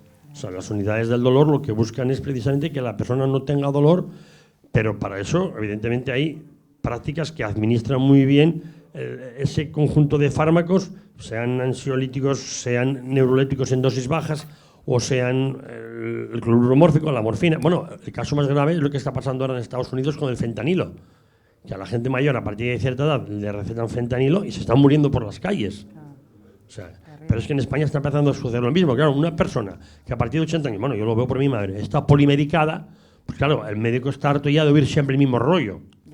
Porque cuando no tienes una cosa, tienes otra. Es como una casa que empieza a hacer goteras por todos los lados. Entonces, claro, bueno, pues te voy a dar esto para que no sientas nada. Pero claro, el tema es muy complejo y la ley yo creo que no es que esté hecha por gente que no sabe, no. Saben perfectamente hacia dónde quieren ir. Eso es lo o sea, que la correlación entre finis operis y finis operantis en la ley está clara. De ahí esas confusiones entre dimensión ética y dimensión moral, de ahí la confusión entre persona y individuo, y de ahí la confusión entre sufrimiento físico y sufrimiento psíquico. Porque el sufrimiento psíquico, ¿quién lo mide? Cuando hay una discontinuidad entre M1, entre M2 y M3. Sí, totalmente de acuerdo contigo. Sí. Y sí, es que yo ya he aludido a Malthus. O sea, es que realmente es... Pero si es que además la ley no se esconde, ya lo he dicho, es que no me quiero repetir. En la exposición de motivos, cuando da los motivos, la alta esperanza de vida, o sea, no alude, es que ni siquiera se molestan en aludir a las enfermedades terminales. Es que hay demasiada gente y hay que cargársela porque, pues eso, los alimentos crecen con una progresión y la población con otra. Aritmética geométrica y va a haber una descompensación y sobramos. Y ya está. Totalmente de acuerdo. Muchas gracias, Miguel Ángel. Felicidades también. Muchas Dos temas. Uno sobre el caso este de Cataluña. Sí. Hay que matizar una cosa. Esa persona era un interno de un centro penitenciario, no era una persona cualquiera. Entonces, lo que a mí me extraña, y ya estamos en la casuística jurídica y en la forma de abordarlo, claro, es un centro penitenciario. Entonces está bajo la Ley Orgánica General Penitenciaria, que dice que la institución penitenciaria velará por la vida, salud e integridad física del interno. Ya. ¿Cómo no ha intervenido el juzgado de vigilancia penitenciaria para impedir, porque claro, ese señor podía tener eso, o podía tener una depresión, o podía...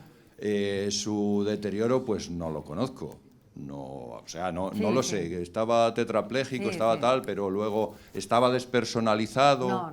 No estaba despersonalizado.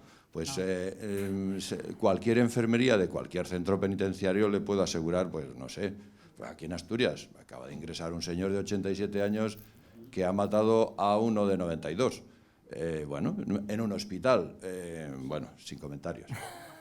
Pero de estos casos van, o sea, no es decir, es la excepción, pasa. Sí.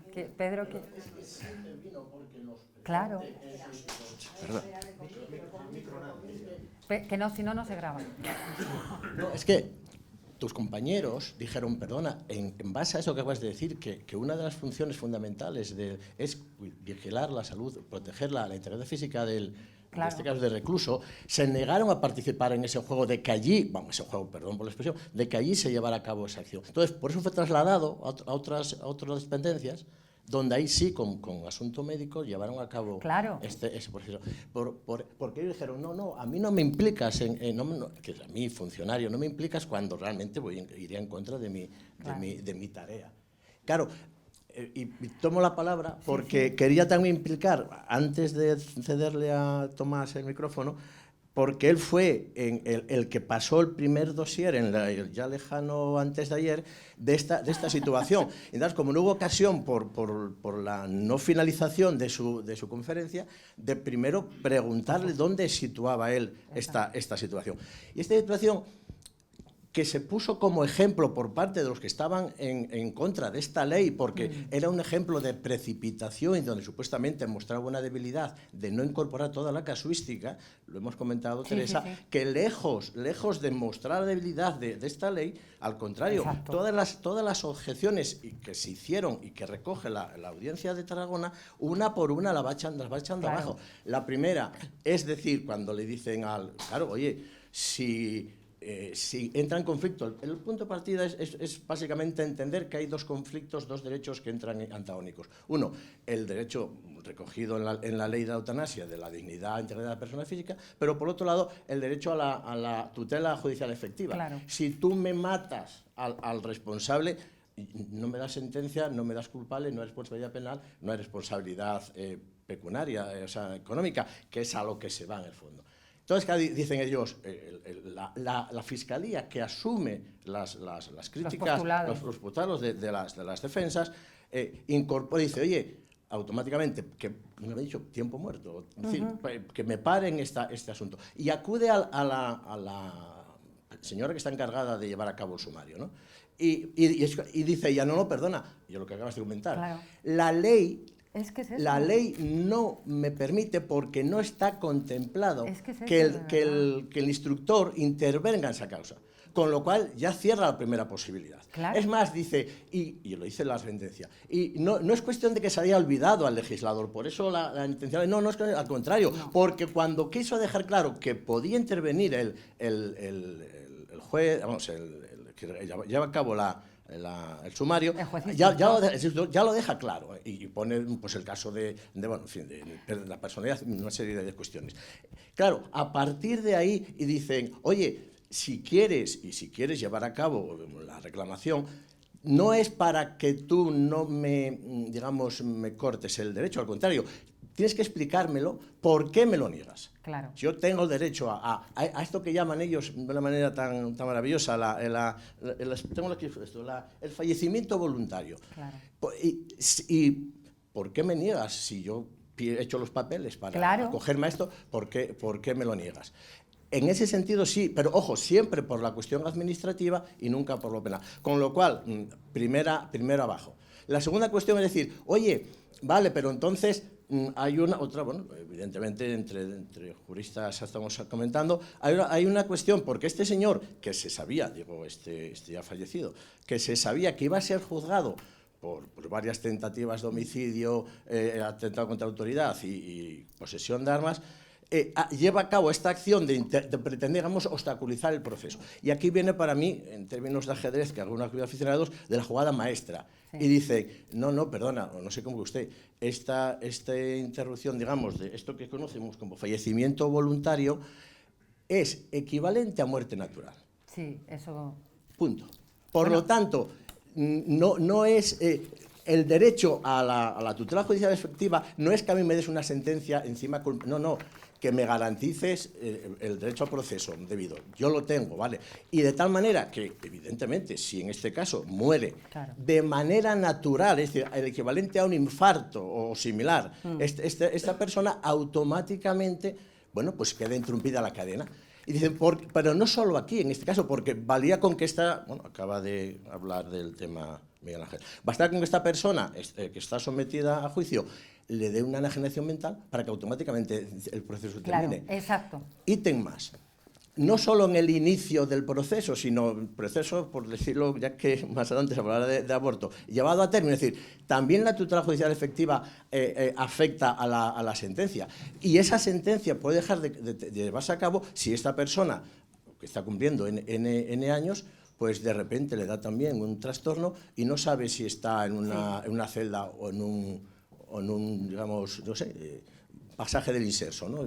Pasando por ahí. Entonces, claro, a partir de ahí, ellos, la siguiente objeción que le hacen, de bueno, pues oye, vale, pues entonces, bien, pero sigue existiendo un conflicto de dos derechos, el de la... No, dice, no hay, porque para que pudiera haber conflicto tendría que ser, digamos, equipotenciales. Claro. Y dice, no, y por encima de todo, y aquí está la cuestión, está la idea de la dignidad de la persona. Claro, simplemente, ¿cómo define la dignidad de la persona? Dice, dice una sentencia, ¿no? Nuestra Constitución ha elevado a valor jurídico fundamental la dignidad de la persona como germen o núcleo de unos derechos que le son inherentes y vinculados íntimamente con el libre desarrollo de la personalidad. Así, la dignidad es... los analíticos se volverían locos. Es un valor espiritual y moral inherente a la persona que se manifiesta singularmente en la autodeterminación consciente y responsable de la propia vida y que lleva consigo la pretensión al respeto por parte de los demás. Claro, no hay duda. Y todo lo demás, entonces, yo digo, la elevación a instancia del Tribunal Constitucional da la razón a esta sentencia. No, aquí no hubo ningún, no hubo ningún impedimento para el ejercicio de... Por lo tanto, esta ley está tan bien trabada que lejos de esta situación, que ya digo, yo estoy a espera de que Tomás me diga dónde carajo la sitúa. Sí, solo... Tomás, perdóname, Gracias. Tomás, perdóname, solo un minuto, solo un sí, minuto. Hombre, Tiene razón, era un reo, pero es que ellos manifestaron que no querían colaborar en la ejecución de la eutanasia, si tienes toda la razón, por eso se le trasladó. Y efectivamente, si de esta conferencia queda claro, solo de mi intervención, si solo queda claro que el ánimo al redactar la ley no es por falta de preparación, sino que el ánimo de excluir la palabra paciente y el ánimo de incidir en el sufrimiento mental ha sido totalmente intencionado por parte del legislador, yo ya solo con eso me quedo tranquila. Es decir, esto no se trata de un tema de que lo hayan realizado unos ineficaces, que también.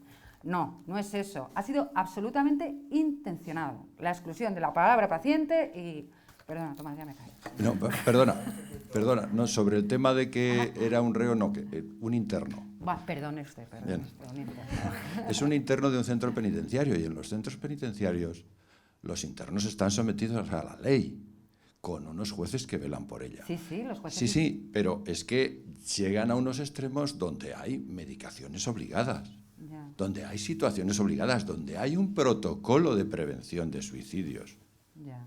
Entonces, no es la situación de un ciudadano, no, es de un interno.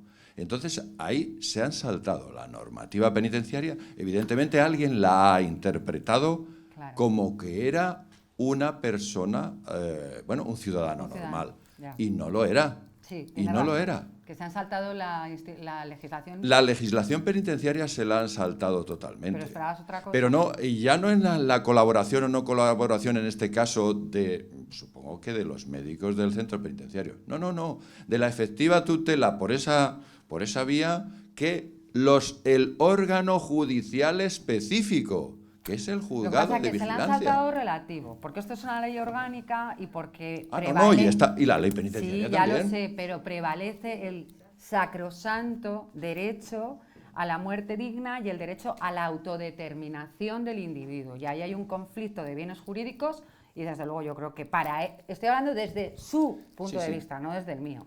Para ellos prevalece ese bien jurídico, que es el de la autodeterminación del individuo, por encima del cuidado que la legislación penitenciaria establece para los reos. Prevalece como bien jurídico superior la autodeterminación del individuo. Es un tema de bienes jurídicos protegidos. Por supuesto, pero en ese caso... Desde el punto de vista de ellos, estoy diciendo. En Perdona, ese caso Tomás, lo hemos desvirtuamos totalmente la ley, pues eso, sobre todo en los temas psiquiátricos. Y eso...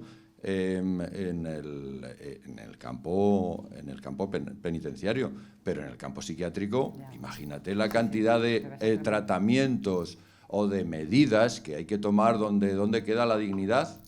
Ya. Bueno, la dignidad simplemente se pisotea porque no se puede hacer de otra manera. Claro.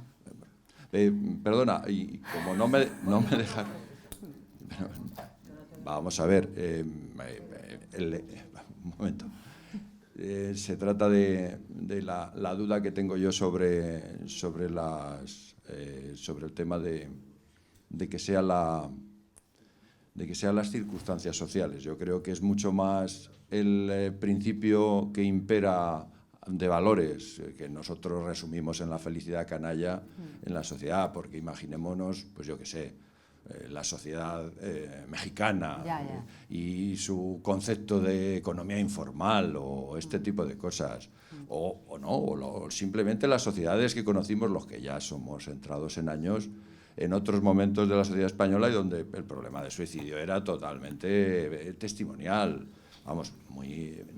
Entonces, evidentemente las circunstancias, pero sobre todo con los valores que nos han ido, que han ido formateando esa sociedad, formateando ya por entrar en el lenguaje informático, que ya también tiene eso. Perdona, Tomás. Sí, por favor.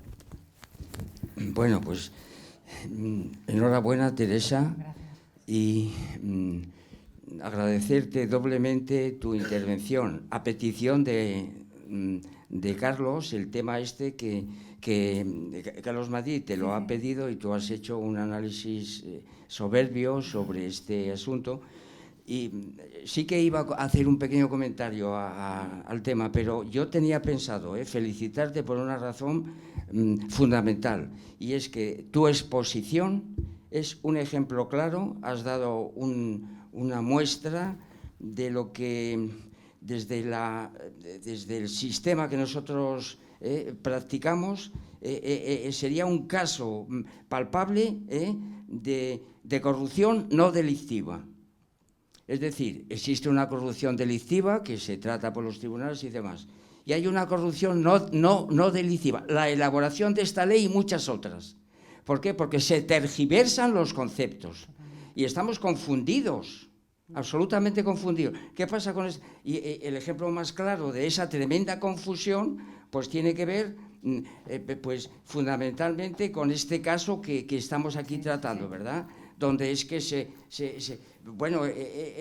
un verdadero delirio, ¿no? Es decir, aquí los conceptos ya no significan nada, ¿no? Y es sencillamente porque hay corrupción no delictiva, Y en este sentido, estos encuentros pues pueden servir precisamente pues porque nosotros no tenemos otro procedimiento de combatir la corrupción no delictiva con filosofía crítica, y es lo que tenemos que hacer aquí. Bueno, y entonces, ¿qué asuntos se han corrompido con esta pretendida ley que lo ha tergiversado todo, ¿verdad?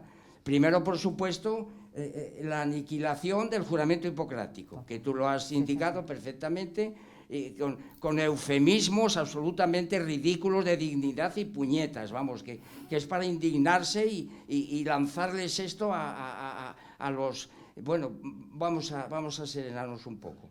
Y entonces voy, claro, es que esto es indignante, vamos, es que no... tenerse que tragar esta corrupción no delictiva, con esta y todas las demás leyes que nos están echando encima, hombre, que esto es una cosa... Porque... Claro que el Poder Legislativo está en el Parlamento, pero es el equipo directivo el que prepara el asunto, quien hace... Y entonces es la indignación. Entonces, a la pregunta de Pedro, ¿no? ¿Dónde colocaría yo? Pues ahí está lo de la corrupción no delictiva. Pero tenemos un sistema que nos permite aclarar un poco el asunto, ¿verdad? Entonces aquí no hay muerte natural, esto es una muerte operada. La muerte natural es una variante de muerte sobrevenida. Entonces, aquí está ya la primera confusión. Pero ¿cómo que muerte natural? Hombre, es muerte operada. ¿Y en qué tipo de operada? Esta es lo que yo me propuse, ¿verdad? Bueno, que conste que si escogí este asunto para cerrar mi exposición, que no me dio tiempo, yo lo hice pensando precisamente en que entre los asistentes iba a haber juristas e iba a haber personal personal penitenciario, ¿verdad? Que es el caso, es decir, que yo pensaba en ellos, y por eso me ha encantado que hayáis intervenido, porque antes de ofrecer yo lo que podía ser la inclusión en algunos de los tipos de eutanasia que yo traté de presentar aquí, pues yo quería que se pronunciaran los juristas y el personal penitenciario, porque es un asunto que me... Entonces, ¿qué tipo entonces de eutanasia? ¿Qué tipo de...? Pues eso es una muerte operada. Y entonces, ¿qué tipo de eutanasia? Pues como no está despersonalizado, no es eutanasia primaria, es eutanasia secundaria. Sí. Y entonces aquí, pues precisamente los que han contribuido a esto se han olvidado del principio de la generosidad. A este individuo, como con el caso de Ramón Sampedro, con todo el equipo que lo cubrió. Pues entonces aquí, a este hombre, pues... había que mantenerlo con vida, pero como ha cometido, pues eso, un crimen, varios crímenes, bueno, esto es un conjunto de ellos, ¿verdad? Pues entonces aquí, claro, como en España no hay eutanasia procesal, pues no se le puede aplicar, ¿verdad? Pero bueno, esperar a prepararle para ello sería mi manera de presentar el asunto. Y aquí vuelve otra vez... lo que llamaría yo corrupción no delictiva, la confusión total, porque es una eutanasia que interrumpe un proceso y que se puede presentar, como lo he oído yo en algunos casos, ¿verdad?, como eutanasia procesal. Sí, pues no es eutanasia procesal, es una eutanasia que interrumpe un proceso, y entonces pues estamos aquí envueltos en esta, que no es muerte natural, no es eutanasia procesal, y sin embargo nos tenemos que tragar estas píldoras de corrupción no delictiva en nombre de la dignidad. Esto es una cosa verdaderamente, bueno, pues eso. Estos encuentros yo los veo precisamente como un ejemplo claro de lo que tenemos que hacer, es decir, es ejercitar la filosofía crítica contra esta corrupción no delictiva. No tenemos otro procedimiento, nosotros contribuimos, ¿no? Y esto es lo que quiero decir. Enhorabuena, Teresa, porque tu conferencia ha sido extraordinaria, y agradezco muchísimo las intervenciones de la gente, porque probablemente yo, el día ese que me tocaba hablar de esto, pues no hubiera dicho cosas tan tan interesantes y ricas como las que he escuchado aquí. Muchas gracias a ti, Tomás. Ya termino.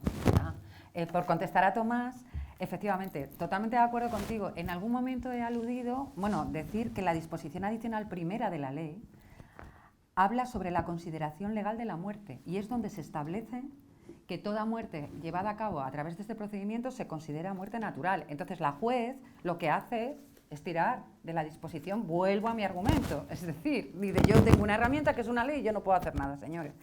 Y lo que comentabas tú de ¿cómo lo has llamado? Corrupción no delictiva. Pues sí, en algún momento he aludido al fraude de ley, pero he pasado muy por encima. No me quiero poner en plan... Pero bueno, el fraude de ley, desde un punto de vista muy sencillo, es utilizar una ley para evitar la aplicación de otra. O sea, por eso es fraude de ley. Es la utilización de una ley para transgredir otra ley. Básicamente, eso es un fraude de ley, ¿no? O sea, en temas tributarios está al orden del día, por ejemplo, ¿no? Sí. Vale, perdón. Sí. Sí. Bueno, nada, lo que voy a plantear sale un poco de la tónica que se está manteniendo aquí ahora. Y voy a plantear una cuestión que tiene que ver seguramente con el plano ideológico y con esta atmósfera de asunción de la eutanasia y de etcétera, ¿no? Entonces, me voy a coger a un ejemplo que en una conferencia que dio aquí Joaquín Robles hablaba de los asturianos como que no les preocupaba más el bable y que decía Joaquín, y que no era un mero chascarrillo, claro. Decía Joaquín, prefieren tener perros que cuidar hijos. Entonces, voy a plantear esta cuestión para ver hasta qué punto hay una especie de realimentación nematológica a partir de las prácticas del cuidado de perros y de otro tipo de mascotas, pero normalmente de perros. De hecho, entre la gente que tiene perros se suele utilizar el vacillelmo perrijo para decir que cuidan a los perros como si fuesen hijos. Incluso hay otros que utilizan el término, el vacillelmo perruelo, porque quieren más a los perros que a los abuelos. Entonces, esto que comento tiene un sentido, porque tiene mucho sentido en la realimentación nematológica de estas cuestiones. Y es que el perro que contrae una enfermedad se le lleva al veterinario y cuando esta enfermedad es irrecuperable el perro, entonces le practican la eutanasia, utilizan el término eutanasia para el perro, bien sea perrijo, bien sea perruelo. Y entonces lo que ocurre es esto, me parece. Lo que ocurre es que se cuidan a los perros más que a los hijos y que a los abuelos y se los trata como hijos y como abuelos, pasando algo del eje angular al eje circular ideológicamente. Y a la vez, cuando se le practica la eutanasia al perro, bien entendido como perruelo o como perrijo, se está cogiendo el término eutanasia para pasarlo otra vez al eje, desde el eje circular, porque el término eutanasia es un término del eje circular, se pasa al eje angular, con lo cual se trastocan todas las cosas. Y la cuestión es esta, que la gente asume que lo que se puede hacer con el perrijo y con el perruelo se puede hacer también con las personas. Sí. Es decir, que porque la gente, como el sufrimiento que tiene por el perro o por la mascota en general es un genérico, pues ese es el mismo sufrimiento que se tiene cuando se muere una persona o cuando se muere tu hijo o cuando le practicas la eutanasia a tu padre o a tu abuelo. Y entonces hay una ecualización tal, hay una especie de analogía y homología entre los procesos sin ver las distancias que hay, claro, las distancias como en el caso del proyecto Gran Simio, etcétera, ¿no? Y entonces este tipo de cuestiones que proliferan tanto en la sociedad y que tienen seguramente un fundamento técnico, que es alimentar las clínicas de los veterinarios y dar empleo por esa parte, no se sopesan suficientemente y realimentan nematológicamente la cuestión de la eutanasia. Es decir, nuestra sociedad está, con este cuidado de las mascotas, etcétera, y el tratamiento que se les da, se está realimentando nematológicamente la cuestión de la eutanasia para los propios seres humanos, homologando los planos y confundiéndolo todo. Simplemente era comentar eso y cambiar un poco. Totalmente de acuerdo contigo, la verdad es que lo has explicado muy bien, pero me había quedado a medias de contestar a Tomás. Muchas gracias, Marcelino. Estoy de acuerdo contigo, pero bueno, no sé si se traslada a los perros lo de los hombres o al revés. O sea, decirte que tú habías hablado de corrupción no delictiva, es que tengo una letra que ni yo me entiendo. Corrupción no delictiva. Y yo en algún momento, y ya termino de verdad, de la conferencia he aludido al fraude de ley. El fraude de ley de una forma muy, muy sencilla es utilizar una ley para transgredir otra, con lo cual es un fraude. Entonces, es una afirmación un poco osada la que voy a hacer, pero es que esto es un fraude de ley. Esta ley es un fraude de ley. ¿Por qué es corrupción no delictiva? Porque es un fraude de ley respecto al Código Penal y respecto a la Constitución. O sea, se utiliza una ley, se dota de... O sea, se realiza una herramienta legal, ley orgánica, como no puede ser de otra manera, porque estamos hablando de la vida, con lo cual tiene que ser una ley orgánica, para transgredir otra ley, que es la Ley Suprema o Carta Magna, o como lo queramos llamar, que protege en el artículo 15 la vida. Pues muchas gracias. Pues nada, vosotros.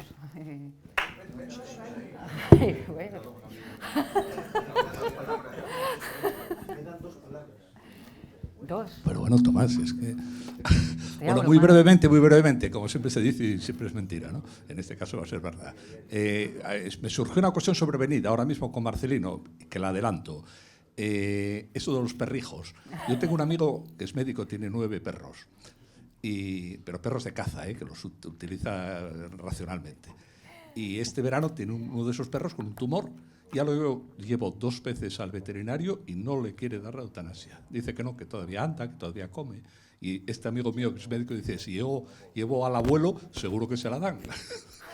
Que enlaza con lo que dice Joaquín de la selva, aquellos que apelan a los derechos de los animales, aquellos para que no los echaran de su territorio, en la Amazonía, ¿no? ¡Qué barbaridad! Bueno, a lo que iba a contar que... bueno, yo estoy abrumado, llevo aquí 3 días aprendiendo maldades y esto no creo que ya quepan más, ¿no? Y agradezco, bueno, aprendiendo no, estáis develando maldades y Teresa, estuviste especialmente brillante hoy.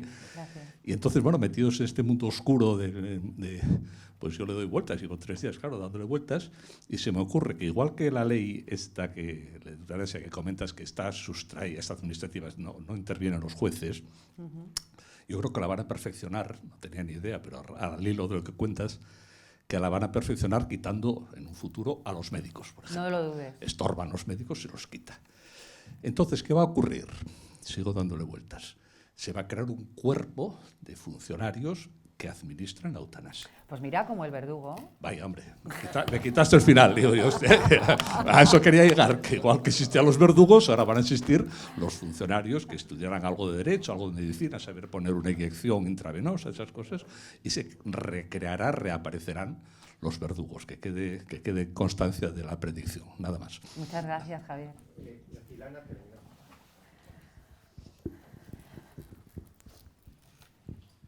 Bueno, quería felicitarte en primer lugar, por supuesto, por tu magnífica exposición. Gracias. Y abundando en esto que desde la primera intervención, no sé quién ha sido, me recuerdo lo de Íñigo, ¿no? La contradicción del propio término suicidio.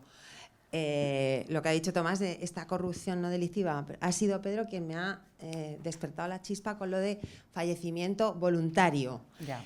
La idea de fallecimiento según el materialismo filosófico, pero que no es el materialismo filosófico, es el español, que el materialismo filosófico recoge porque el propio concepto de fallecimiento ya existía, es decir, no es un término acuñado como otros que hay necesarios dentro del sistema filosófico porque no están definidos en el español, ¿no? Digamos, pues bueno, hay términos comunes, ciencia, es decir, hay ideas que son del español y hay otros que el propio Gustavo Bueno ha acuñado, bien, que todos conocemos, bueno. La cosa es que el fallecimiento ya existía en el español. La idea de persona supone el fracaso constitutivo de la relación entre el individuo y la persona, porque, como yo lo dije a través del humor de Mencken, una vez que uno está involucrado en proyectos, no se puede medir por el tiempo. Libro de Alexandre, ¿no? No es por años ni por días, sino por buenas faciendas y por caballerías. Entonces, ¿cuánto tiempo tardas en escribir un libro? No sé. Lo que dé la materia. O sea, la vida, si se queda corta o larga, no lo puedes valorar porque tú estás metido en esa institución, digamos, que es el libro. Entonces, no puedes medir tu vida en función de la obra. Siempre es un fracaso constitutivo la persona. Nunca se ajusta el individuo con la persona.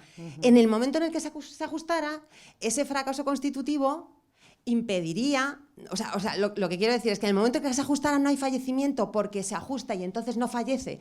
La persona muere, pero la persona no puede morir. O sea, la cosa es que se anula, Tomás, fíjate qué corrupción, desaparece el concepto de persona. Sí. Pero ya lo hemos dicho, o sea, el panorama siniestro en el que estamos, es que claro, es reír por no llorar, literalmente. Así que enhorabuena, Teresa, la prueba de lo interesantísima que ha sido todo lo que has destapado, ¿no? Así que muchísimas gracias. Muchas gracias y, bueno, a vosotros.